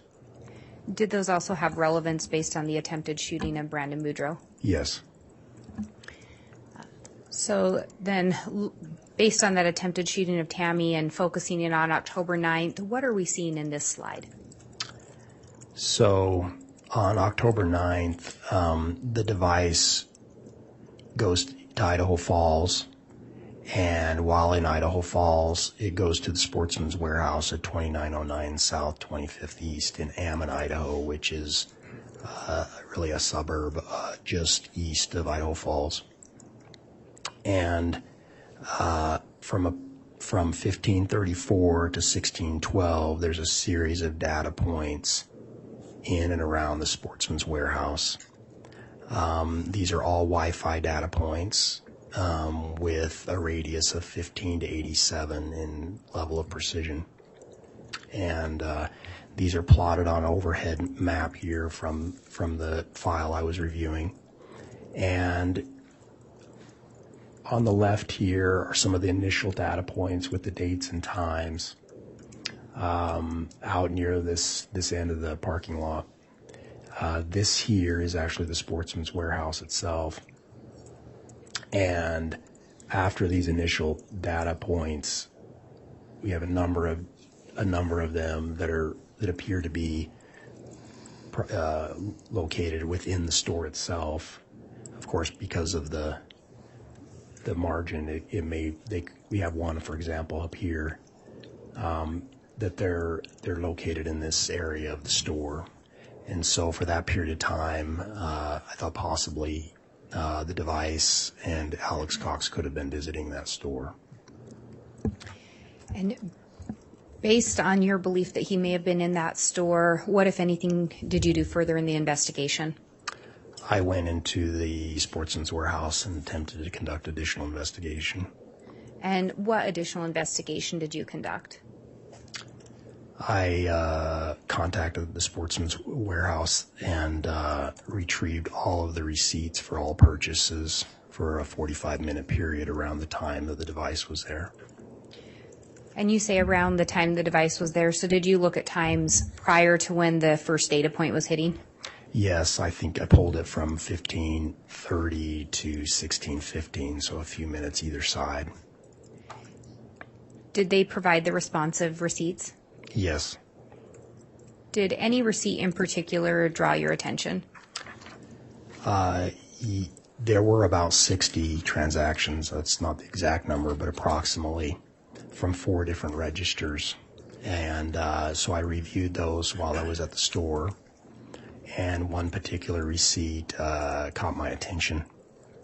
And I guess I should be clear, did some of those receipts, were the purchases made with a credit or debit card? Yes, most of them were. Were any of those credit or debit cards associated with Alex Cox? Not to my knowledge, no, and we were looking at that, and I provided those receipts to our financial analyst to review that.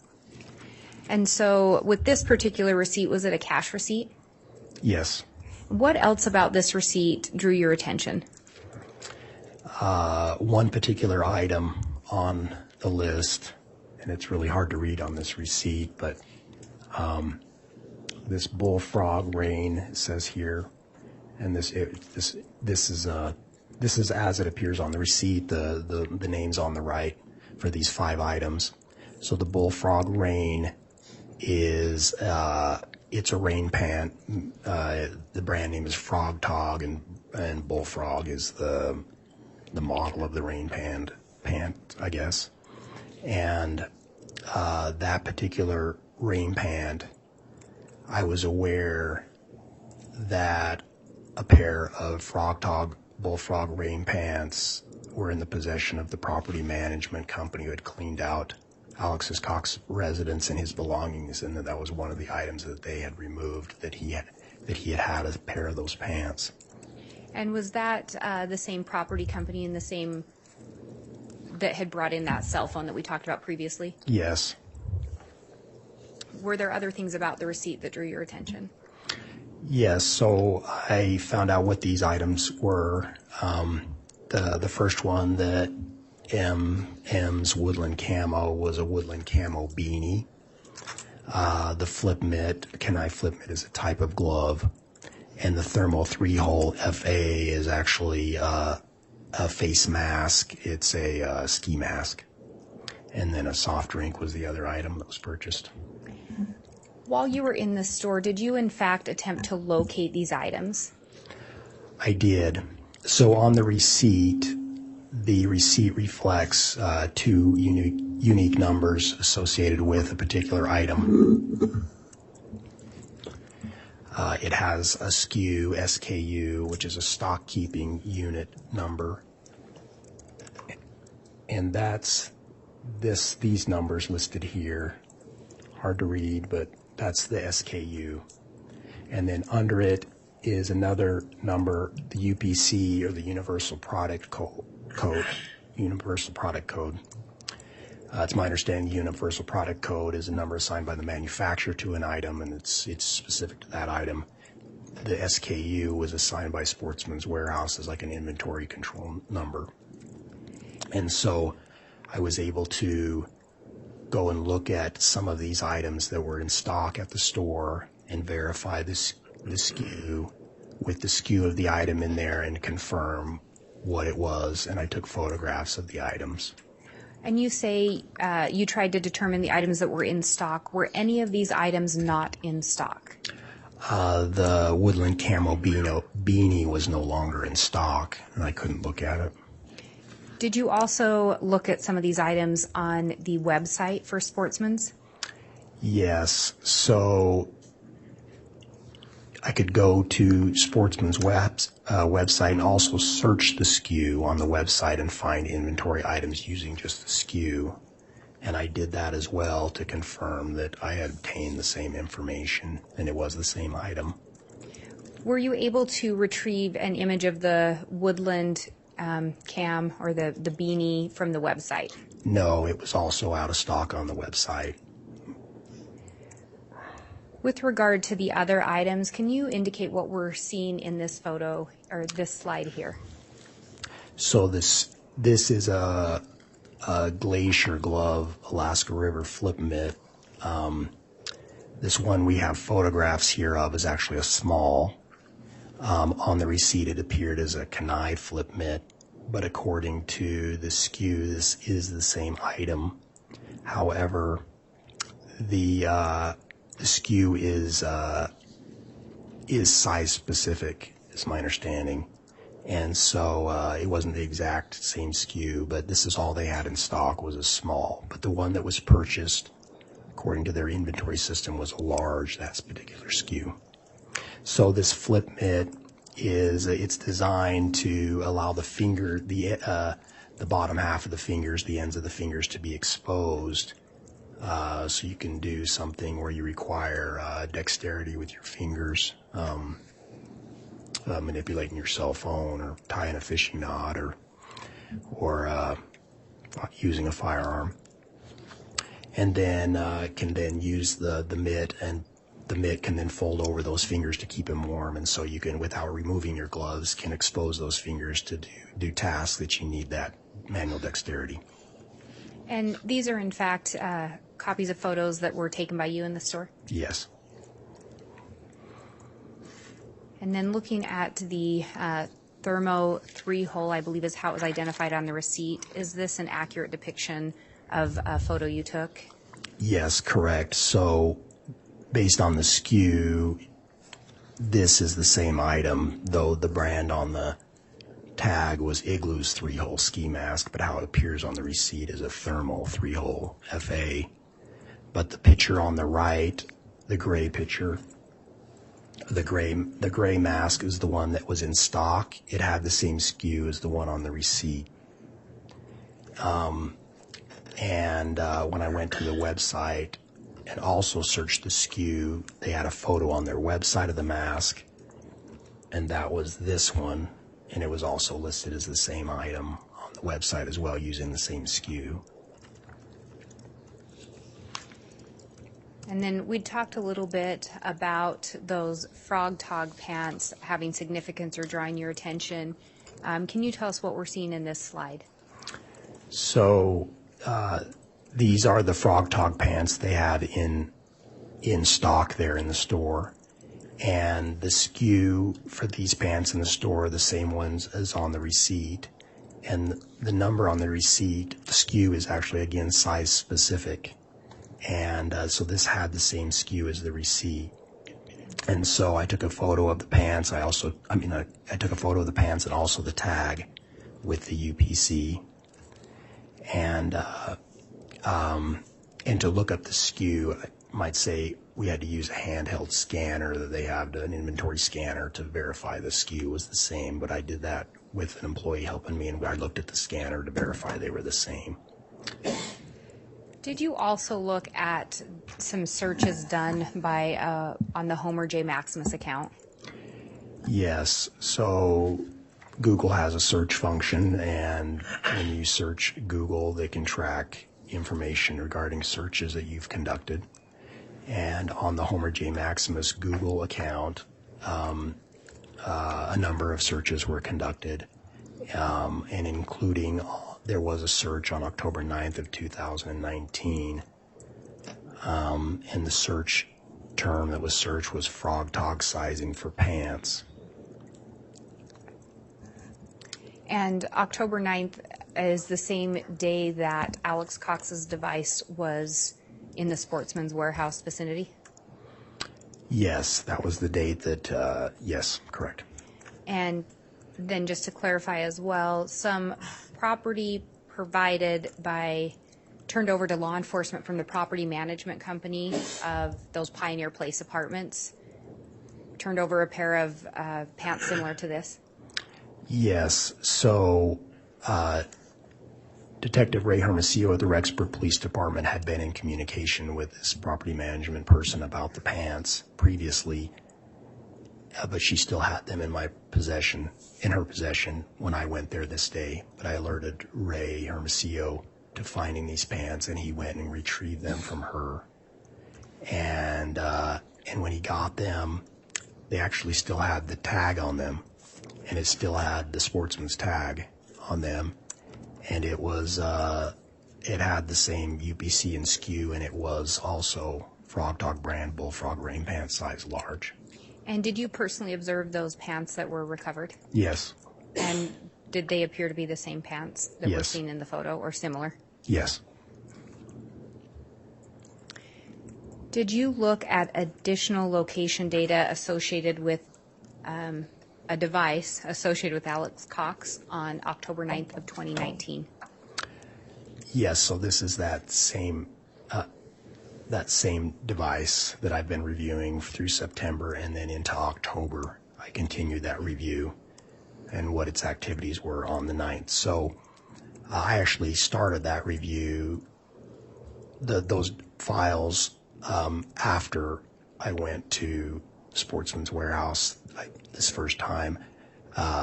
Nick Balance had alerted me to those data points the first time I went there. But then subsequently I reviewed that same data and more, and continued it on through all the data points, but from start to finish.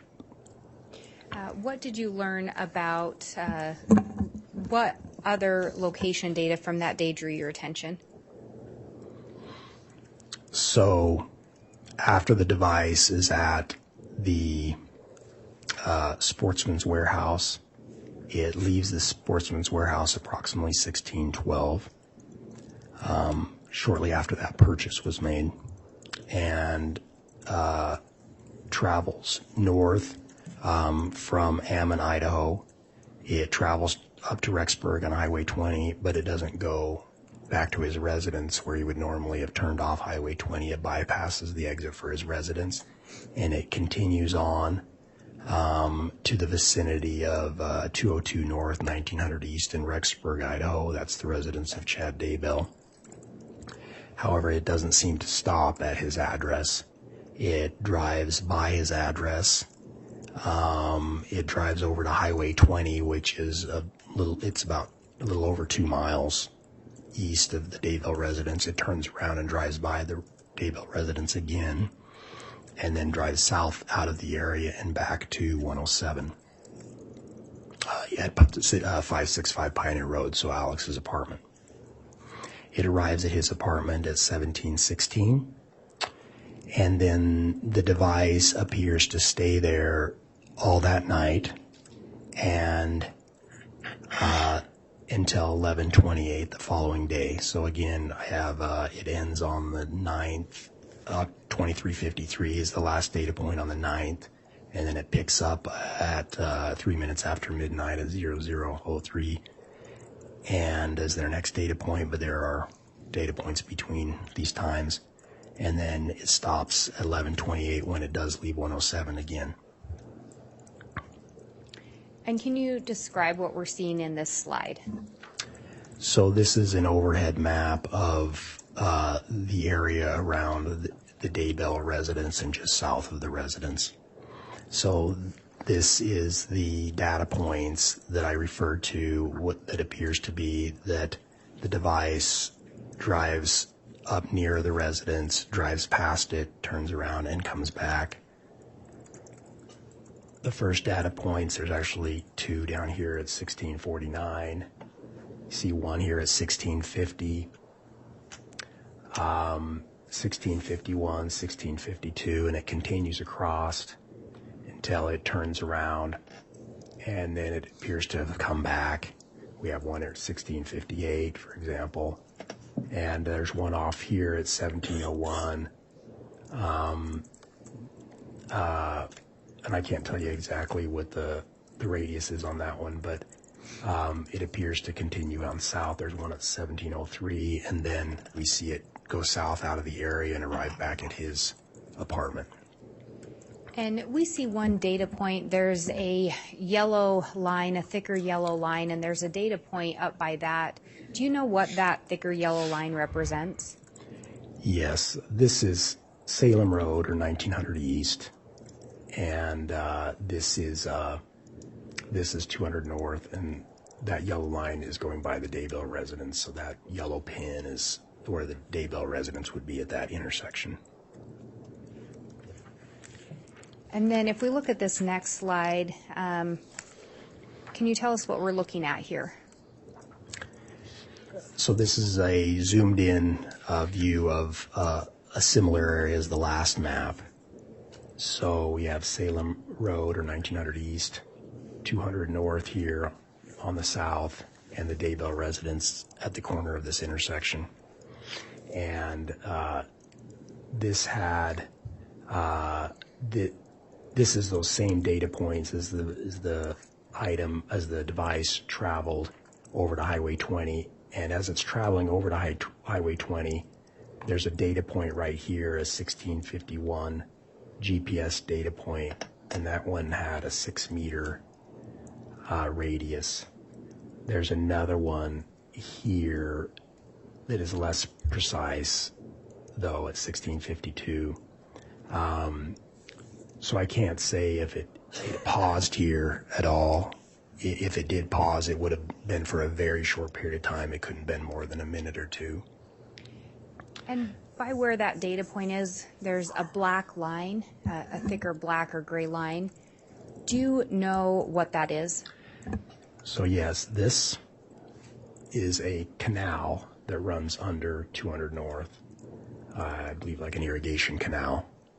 And And was there anything else that seemed significant about that particular location?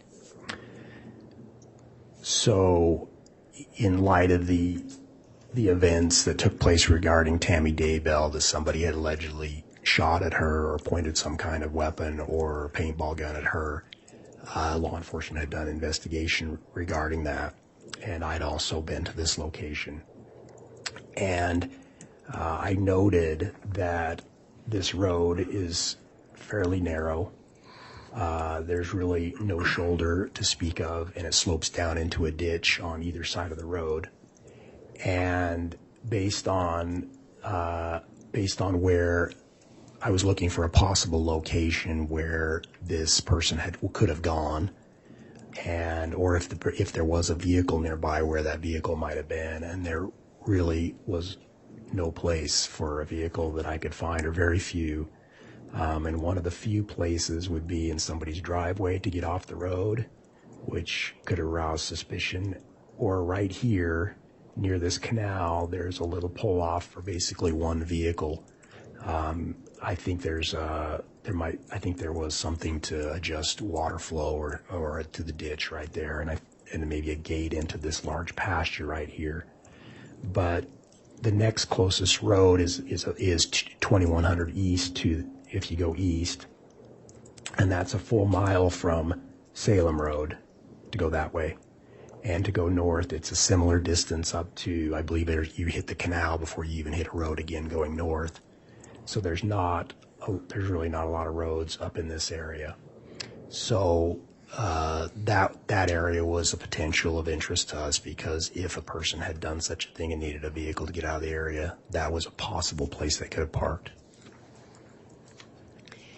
And previously, we talked about a device that was purchased at Walmart, and that device was ultimately associated with Alex Cox on October 8th.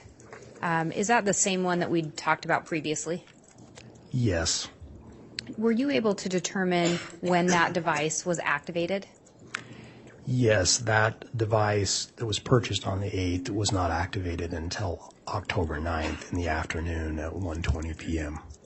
And if we go back a few slides here, you had talked about the main device associated with Alex Cox returned to that Pioneer Road, his residence, on the night of October 9th at about 7:16 p.m. or in the evening?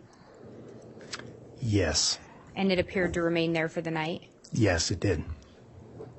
With regard to this new device, did you notice any activity or learn of any activity on that device? So the device, once it was activated, it communicated with another device that was attributed to Chad Daybell during the period of 17:13 p.m. to 10:30 p.m., and it was communicated by text message. And I believe there were 10 texts between that time period. Do you know, was any location data recovered in relation to the device we're talking about now? No. So this device that was activated that day, it didn't. We were not able to get any location data related to the device, and even the cell phone carrier couldn't even give us cell towers that it had used. And my understanding was, at least with that particular carrier, they didn't keep that information when it was text messages and not calls. And so because it was text messages, we don't know where the device was, just that there was transactional records. And I believe because they were only transactional records, you were not able to recover the content of those texts either. Correct. Most carriers don't retain content, at least at this time is my understanding. And the few that did retain it, they retained it for very short periods of time, a week or less, I believe.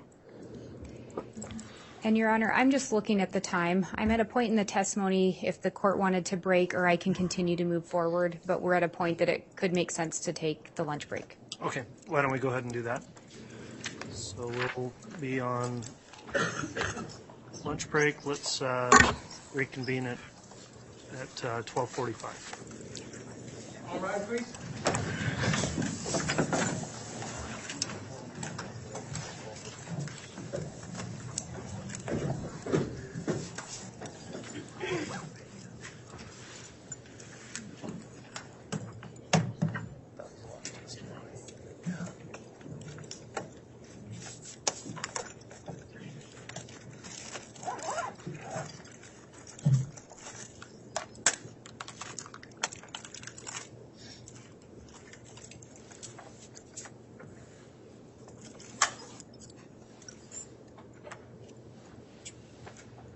Thank you. Please be seated.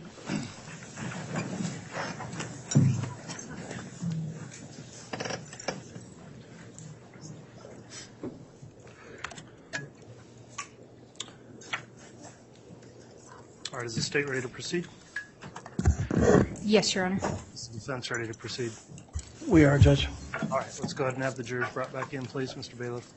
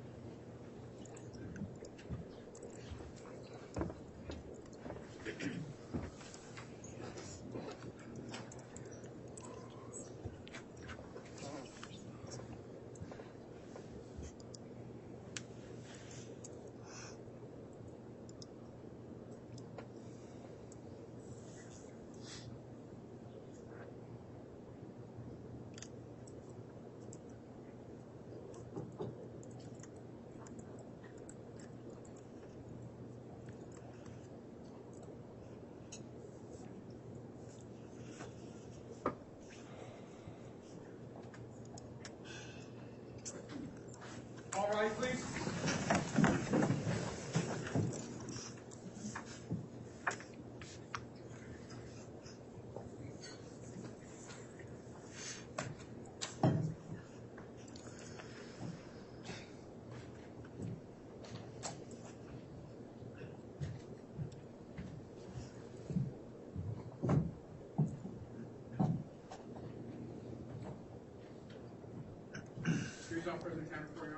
All right, thank you, Mr. Bailiff. Please be seated.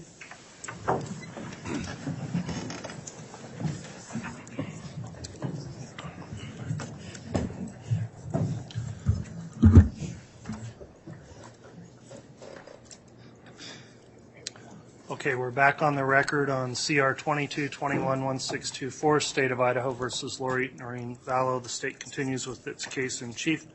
Mr. Wright, you've previously been sworn in or still under oath for your testimony this afternoon. Ms. Blake, you can continue with your direct examination. Thank you, Your Honor. And just for the benefit of the jurors, I think before we broke for lunch, we'd been talking about a new device that was activated on October 9th. And is it correct that the device normally associated with Alex Cox, or most often associated with him, had remained at his residence as far as any data location on the night of October 9th? Yes, that's correct. And then this new device became active, and there were the text messages with the device associated with Chad Daybell between 7:13 and 10:30? Yes, that's correct. And then with regard to the month of October, did you look at some additional location data? Yes, I did. Were there some specific days or a date that you focused on? I observed some activity between October 16th and October 18th where the device left Rexburg area and went to Las Vegas. And could you determine an endpoint in Las Vegas, or one of the stops at least there? Yes, so it left on the 16th, and from Lori Vallow's address, 175, it went to the Comfort Inn and Suites in Hurricane, Utah, along I-15, and it stopped there for the night, and then the device continued on into McCarran International Airport, which is now Harry Reid International Airport. It was there on Thursday, October 17, 2019. It was there from 1356 to 1410, and then it drove back from that point to back to Rexburg. There were some other stops on this trip, like gas and restaurants and things like that, but the trip was fairly continuous other than the overnight. And did the trip have any relevance that you determined to the investigation? Yes. And what was that? That Lori Vallow had taken a flight from Las Vegas on the 17th. And did the date of Friday, October 18th become important in the investigation? Yes. And why was that? The night of the 18th into the 19th was the night that Tammy Daybell died. And can you describe what we're seeing on this particular slide? So on the so on the afternoon of the 18th, the device had left the apartments at 565 Pioneer Road and drove south to Idaho Falls. It was there for the afternoon at a few different locations, but its last location was in the vicinity of the Chick-fil-A at 1958 to about 2132. It's in or around that Chick-fil-A area in Ammon, Idaho. At around 2132, it drives north from Ammon, Idaho towards Rexburg. It actually bypasses the normal exit to go to Alex Cox's residence and continues north towards the Daybell residence. So this map is an overhead view of Rexburg is in the southern part of this map. The Daybell residence is this pin on the north part of the map, and this is part of that trip back from Ammon, Idaho, and Idaho Falls area, back up towards the Daybell residence. So at 22:05, approximately, it's near this interchange exit on Highway 20, and then it continues north to this area. It says Salem right there, but right at that intersection of Salem Road, and I think it's Salem Church Road is the east-west road. There's a Church of Jesus Christ of Latter-day Saints chapel there, and the device stays in that area for a period of time, and there's a period of time when we receive data, and there's a period of time when we receive no data.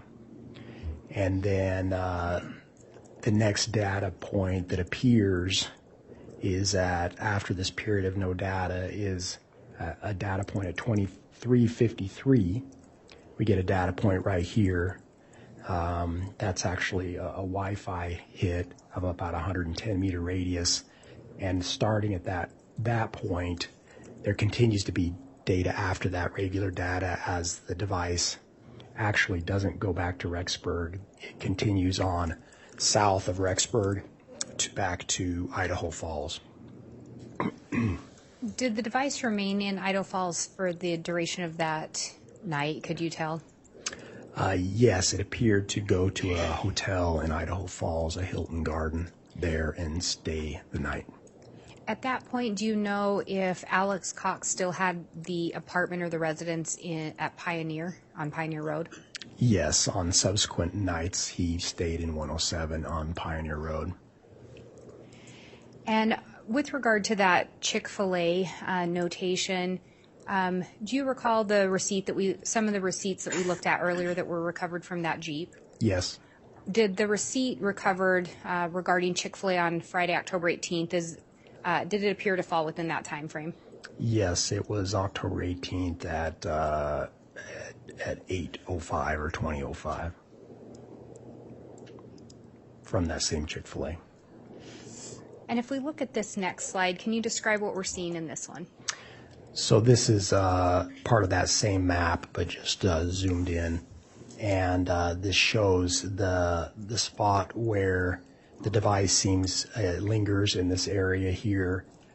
This is the LDS church here. And this is the Daybell residence on the north part of the map. The distance between those 2 points along Salem Road is about 2.6 miles. And it stays in this area beginning at 22:07. And we get 38 minutes of data points. And then there's an hour and a half of no data before we get that data point back on Highway 20 as it's heading south. And through your investigation, did you learn of Alex Cox knowing anyone else in that area besides Chad Daybell? No, we did not identify anyone else that he knew in that area other than Chad Daybell. And in this next slide, can you describe what we're seeing here? So this is a zoomed-in view of that LDS chapel at this is Salem Road, and I think this is Salem Church Road, and at 3462 North Salem Road. And the first data points are on the left, and we get 2 at 22:07, and at least one of those is a GPS coordinate. And then for the next. I'm sorry. Could we have him please talk into the microphone? I'm really having a hard time hearing him. Okay. So the next data points are over here, and these are Wi-Fi data points. We get a total of 16 data points between 22:07 and 22:45 before we stop receiving any more data for a period of time. I think the previous slide shows that margin of error. The one 2 slides back shows what the margin was on those Wi-Fi data points. Yes, there it is. So these 16 points ranged from some were GPS and some were Wi-Fi, 11 meter radius to 122 meter radius, or those 16 data points that we saw populated. Some appear on the house, some appear by the church.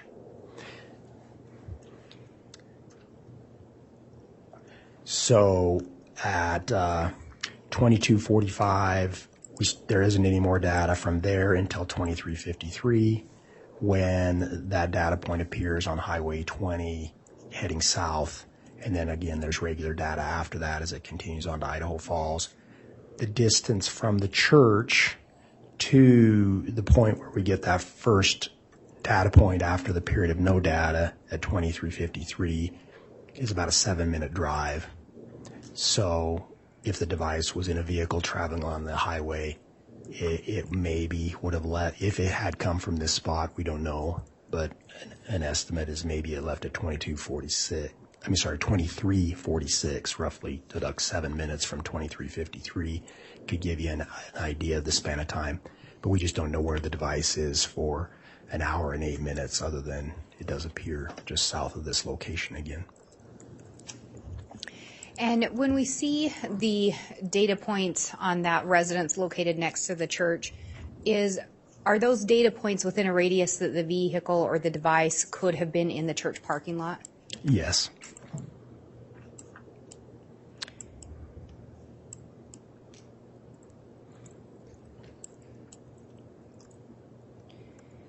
And with regard, I think this is what you were referencing as well, but is this just depicting, again, those times? Yes, correct. That's that same information I just mentioned. And through your investigation, you reviewed the data location for the month of October, is that correct, of 2019? Yes. Is this a summary of the times that a device or that device was in the vicinity or at the Daybell residence? Yes, during the month of October, I identified 3 dates that it seemed to go into the vicinity of the Daybell residence. The first one was October 9th, which I talked about previously, when it doesn't seem to stop at the residence. It just drives up to the intersection near the residence, drives east to Highway 20, turns around and drives back by the residence before driving south back to Alex Cox's residence. On October 15th, 2019, it went to the residence again between 1341 and 1356, about 15 minutes. These data points were in the front or area of the residence, so there weren't any data points anywhere else on the property. They just seemed to be near the front of the residence. And then on Friday, October 18th, 2019, it drives to that church, which is 2.6 miles south of the Daybell residence. None of the data that I saw for the 18th showed that device going closer than 2.6 miles or going up to the actual Daybell residence. Thank you. If I may have just a moment, Your Honor. You may.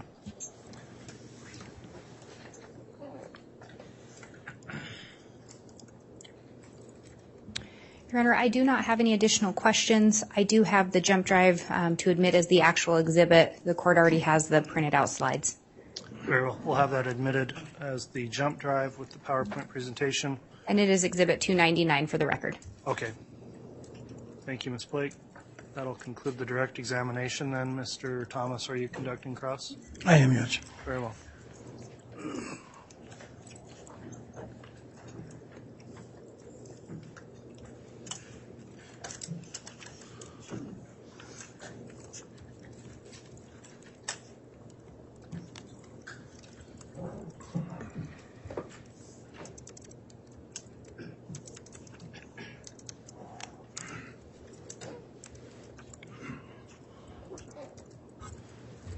Good afternoon, Mr. Wright. Good afternoon. How are you doing today? I'm good, thank you. Good. So it looks like you went to the FBI Academy in 1997, is that right? Yes, Okay. Is that after you went to college? Did you go to college? I did. And was that prior to 1997? Yes. Okay. Where did you go to school? Southern Utah University. Okay. And then was this your first job out of college? I worked for a manufacturing company while I was in college. At the same time I was going to school. Okay. And was this your first job out of college, though, after the Pretty much, manufacturing? yes. Okay. You indicate that you did your last 11 years in Denver in the Violent Crimes Unit, Crimes Against Children, is that right? Yes. And that was 2007 to 2018? Yes. And then at what point did you become a contract special investigator? I've been doing that a little over a year. Oh, from today? Yes. I see. So you were So special- after my retirement, I came on as a contractor doing some investigative work for the FBI. Okay. So you were a special agent during the time of most of this investigation, is that right? Yes, from the start of the FBI investigation in November of 2019, when I was first notified, I was the case agent until my retirement at the end of August of 2021. Okay, so you retired in August of 2021, Yes. and then you just couldn't stay away, had to start doing some consulting. Pretty much, yeah. All I do now is just background investigations on security clearances, government employee security clearances. I'm not doing criminal investigations anymore. Gotcha. And are you still working out of the Pocatello office, or are you at a different office? I still reside in Pocatello, but most of my work, I don't have to go into the office. Oh, okay. But is it field type work where you go out to Yeah, people's houses? exactly. They send me work orders for interviews for these background investigations. I conduct them and I submit them. Okay. I can work All from right, home. Mr. Wright, Mr. Thomas, too, we need to make sure you don't speak over each other, please. Right, I apologize, Judge. I'm sorry. All right. Okay, so you were the case agent from November of 2019 to August of 2021. Is that right? Yes, there was one other agent assigned, but yes. Okay. Who became the case agent after you left? So Travis Homer, who was the other case agent and worked with me, he continued on as the case agent. I don't know if there were any more after that, if he was the only one assigned. Okay.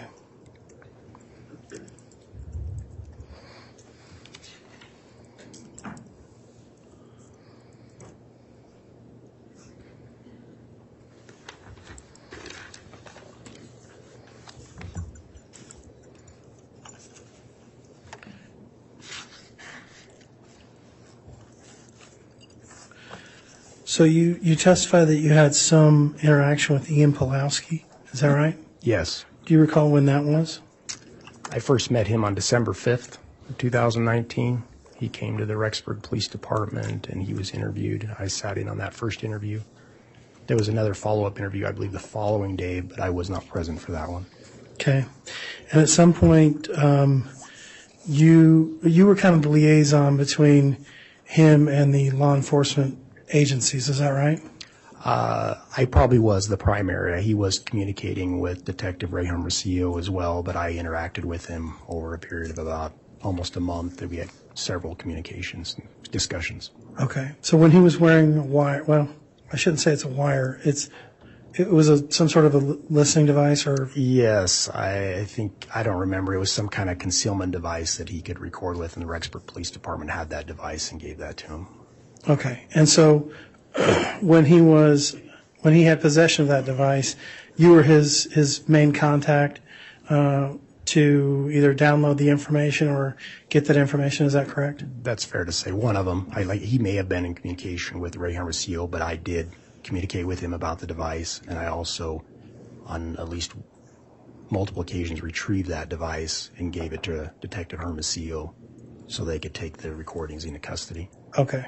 All right.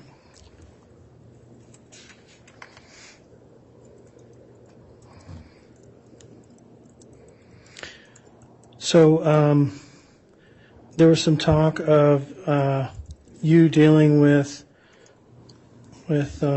your Nick Balance, who is the member of the cast team. Is that correct? Yes. And he gave you some specific dates, or you asked him to give you some specific dates between September 1 and September 30th, 2019. Is that correct? Yes.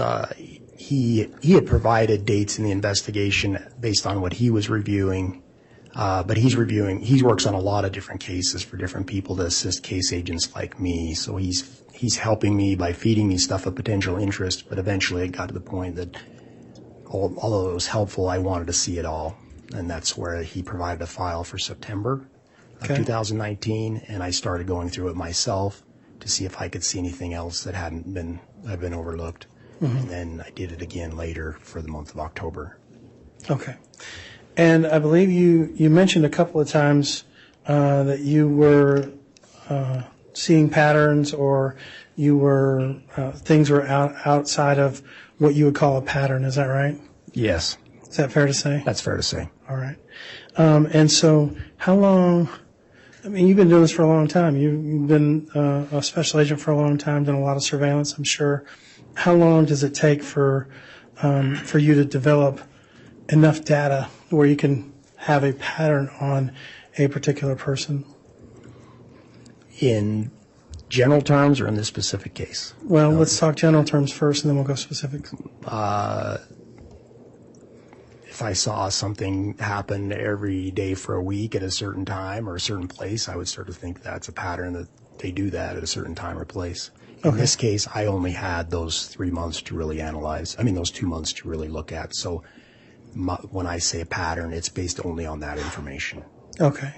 I guess there's a difference between having a pattern. If you're a college student, you see that person leave their house at 9 a.m., they go to a particular building on a particular campus at 9:15, they come out at 11 o'clock, they come home, there's a specific pattern. Yes, especially for somebody that's going to school or employed. They generally are arriving roughly the same time, leaving the same time. In this case, we didn't see those kind of patterns. He didn't appear to have employment or anything like that. So what he did in a given day, it varied quite a bit from a day to day.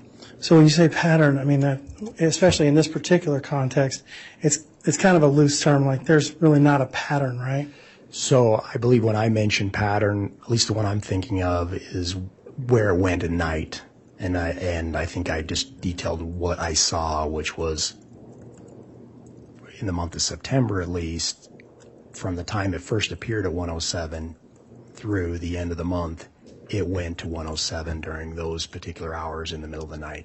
Okay, and you're just talking about the cell. And that's so for my pattern is though, what is that 25-day period? It did that. Okay, but it's kind of hard to come up with a real pattern based on a 25-day period, right? Sure.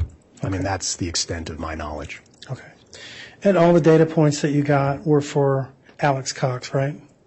Yes, that's the one I reviewed. Now, there were other devices that were being looked at, but to my understanding in the investigation, the other ones did not have the extent of location information as this particular device and Google account did. Okay. And as far as your PowerPoint and all the things that you went through today, they were all just Alex Cox's information? Exactly, just that one phone number and just that one Google account. Okay. Didn't have any information on Lori Vallow? Correct. Didn't know when you didn't know her pattern? She didn't have a pattern? No, I did not look at that, and especially what I talked about was not referring to any device that she had other than that one photograph that I mentioned came from an iCloud account for her. Okay. And you mentioned that you used some mapping software for the GPS data that you were receiving. Is that correct? Yes. So that was in the format that. Oh, go on. I'll let you ask your question. Sorry. I just kind of want to know what was the mapping software that you were using. So Nick Balance took those data points. He's getting all the raw data from the carrier, from Google, and he imported that into a Google Earth file. So that's all I did. I didn't create the mapping software. I didn't use anything other than what he provided, which was this Google Earth file that those points are mapped in. And then these images we saw today were literally still shots from the same mapping software that I looked at. That's the exact thing. That's the same thing I looked at, other than in the actual file you can click on individual data points and pull up additional information, underlying data. Okay. So you use the Google mapping software. There are other mapping softwares out there, right? Oh, yes, sure. And you could take these same raw data and plug them into other mapping softwares, correct? Yes, you should be able to. And you can see if the mapping software from Google would match up with the other mapping software. Sure, yes. To have a real precise way of telling a jury, hey, I'm sure that this particular data point is correct and it is within 4 meters or however many meters, because I not only put it in the Google software, I put it into an independent software, a different software. Sure, yes. And you didn't do that. I did not do that. And Nick Balance didn't do that. I don't know if he did or not. But you would have known. He has additional training and experience and expertise that I do not have. So the extent of his analysis is it's beyond what I know how to do.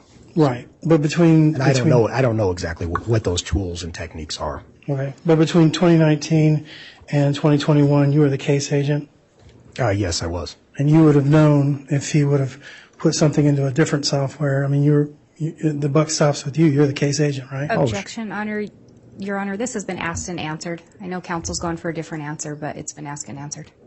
I'll overrule it at this point. Okay. Could you ask your question again, please? Sure. Basically, I was saying that you're the case agent, and so the information stops with you, and that you are the one who would know if this was entered into a different software. I know that he used some kind of other software and prepared a report for that. I do know that. And to me, I have seen that report, and it looks different than the software I use, the Google Earth. I don't know what that software is. At the time, I was still the case agent. His report was still in draft form. It was an ongoing project, and at different times he would share, this is kind of where I'm at, but the final product is yet to come. And so where his final product ended up and what that looked like, I don't know, because I was retired by that point. Okay. But during your time, there was nobody that came to you that said, hey, I mapped these in Google and I mapped them in an independent one and they came up the same. Like I said, he was putting it into some kind of mapping software. So I had seen that, and it looks different. I just don't know exactly what it is. He was doing that. So the data points could be different? No, I just know that they were different. I'm not sure what you're asking. You're saying that the mapping software could have come up with different results with these two different... Oh, that's not what I'm saying at all. I'm just saying that he was using different software than he provided to me in that Google Earth file to do his analysis. Okay. You'd have to ask him what that was. Sure, we'll be sure to do that. On September 23rd, you said that the phone that Alex had, this particular phone, was at Chad Daybell's house between 9:55 and 10:12 a.m., and then it leaves the residence. Is that right? Yes. Okay. On September 23rd, is that what you said? Yes. Oh, yes. Okay. And in based on your training, based on your experience, based on all of your knowledge that you have of 20 some odd years of working with the FBI, that's not enough time to dig a hole, dig a grave, chop up roots around that particular hole or grave, find boards and find stones, and cover the grave up in that 17-minute window? I was there when JJ was found, and I've seen that grave, and it looked like it would take a lot more work than A lot 17 longer. minutes to have dug that and covered it. Okay. Thank you.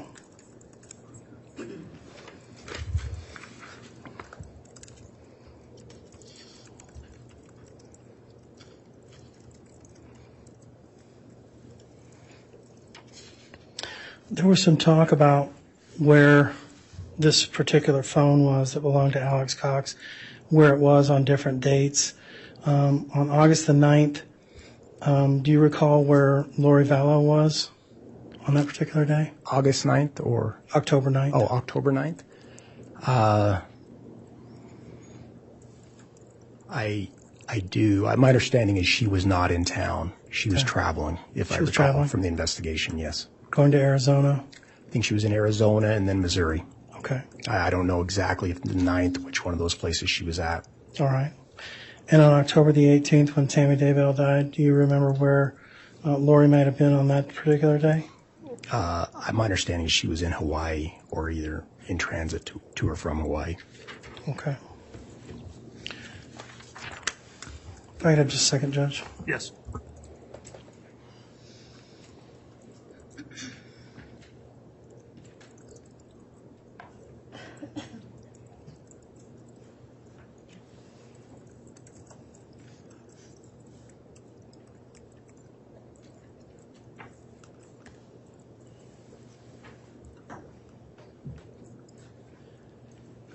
No, we have no further questions. All right, thank you, Mr. Thomas.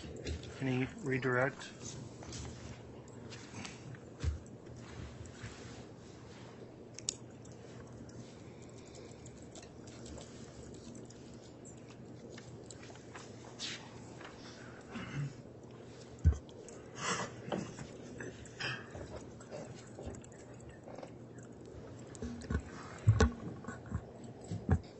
You were asked a lot about whether or not you use different software from Agent Balance, and you indicated you did use the Google software, correct? Yes, I used the same software he provided the document in, or the data in. And that was how he provided it to you? Correct. He created that file. And did you, in fact, conduct additional investigation regarding those data points? And what I'm referencing is on September 8th, a photo was recovered placing Alex Cox in West Yellowstone. Is that correct? Correct. There was other investigation being conducted to help corroborate the data that was being found in the devices. Yep. And on several dates, you found data to corroborate that Alex Cox was in the same location as his device was showing to be. Correct. And when you're doing data location, you're just talking about the location of the device itself. Correct. And the known user of the device you reviewed was Alex Cox. Correct. But I couldn't say at all times that he had the device, just that it was attributed to him, and there was evidence that he did carry that device, but whether he had it all the time, I couldn't say. And what you've talked about today is not a review of phone calls or text messages between Alex Cox and anyone else. Is that correct? Correct. You're just talking about the location data associated with that. Correct. So as far as any communications he may or may not have had with Lori or Chad during this time, outside of the 10 text messages that were referenced, you did not get into those communications. Correct. I was not reviewing his call detail records in depth like that. There was an analyst assisting, as well as Nick Balance was looking at it. I'm aware. You were also asked about how long it would maybe take to dig, or about the grave that was located, and if 17 minutes was enough time to dig that grave. In your opinion, would 17 minutes be enough time for one person to dig that grave? I don't think so. I don't think so. It looked, it's been a while since I've seen it, but I think it would have taken one person longer than that to have dug that. So could more than one person have been involved in digging that grave? Yes, or Objection. potentially. It calls for speculation, Judge. Overruled. Yeah, it potentially could have been done quicker with more people or equipment, or when I say 17 minutes, that's the time the device is there, not necessarily that the grave was dug then or dug prior to that. I don't know. I can't say that. This is the time when the device was there. So at this point, there'd be no way to know whether or not there was more than one person involved in digging that grave just based on the data location that you have. Based on the data location, I can only say there's a device there at the gravesite. No further questions. All right, thank you, Ms. Boyd.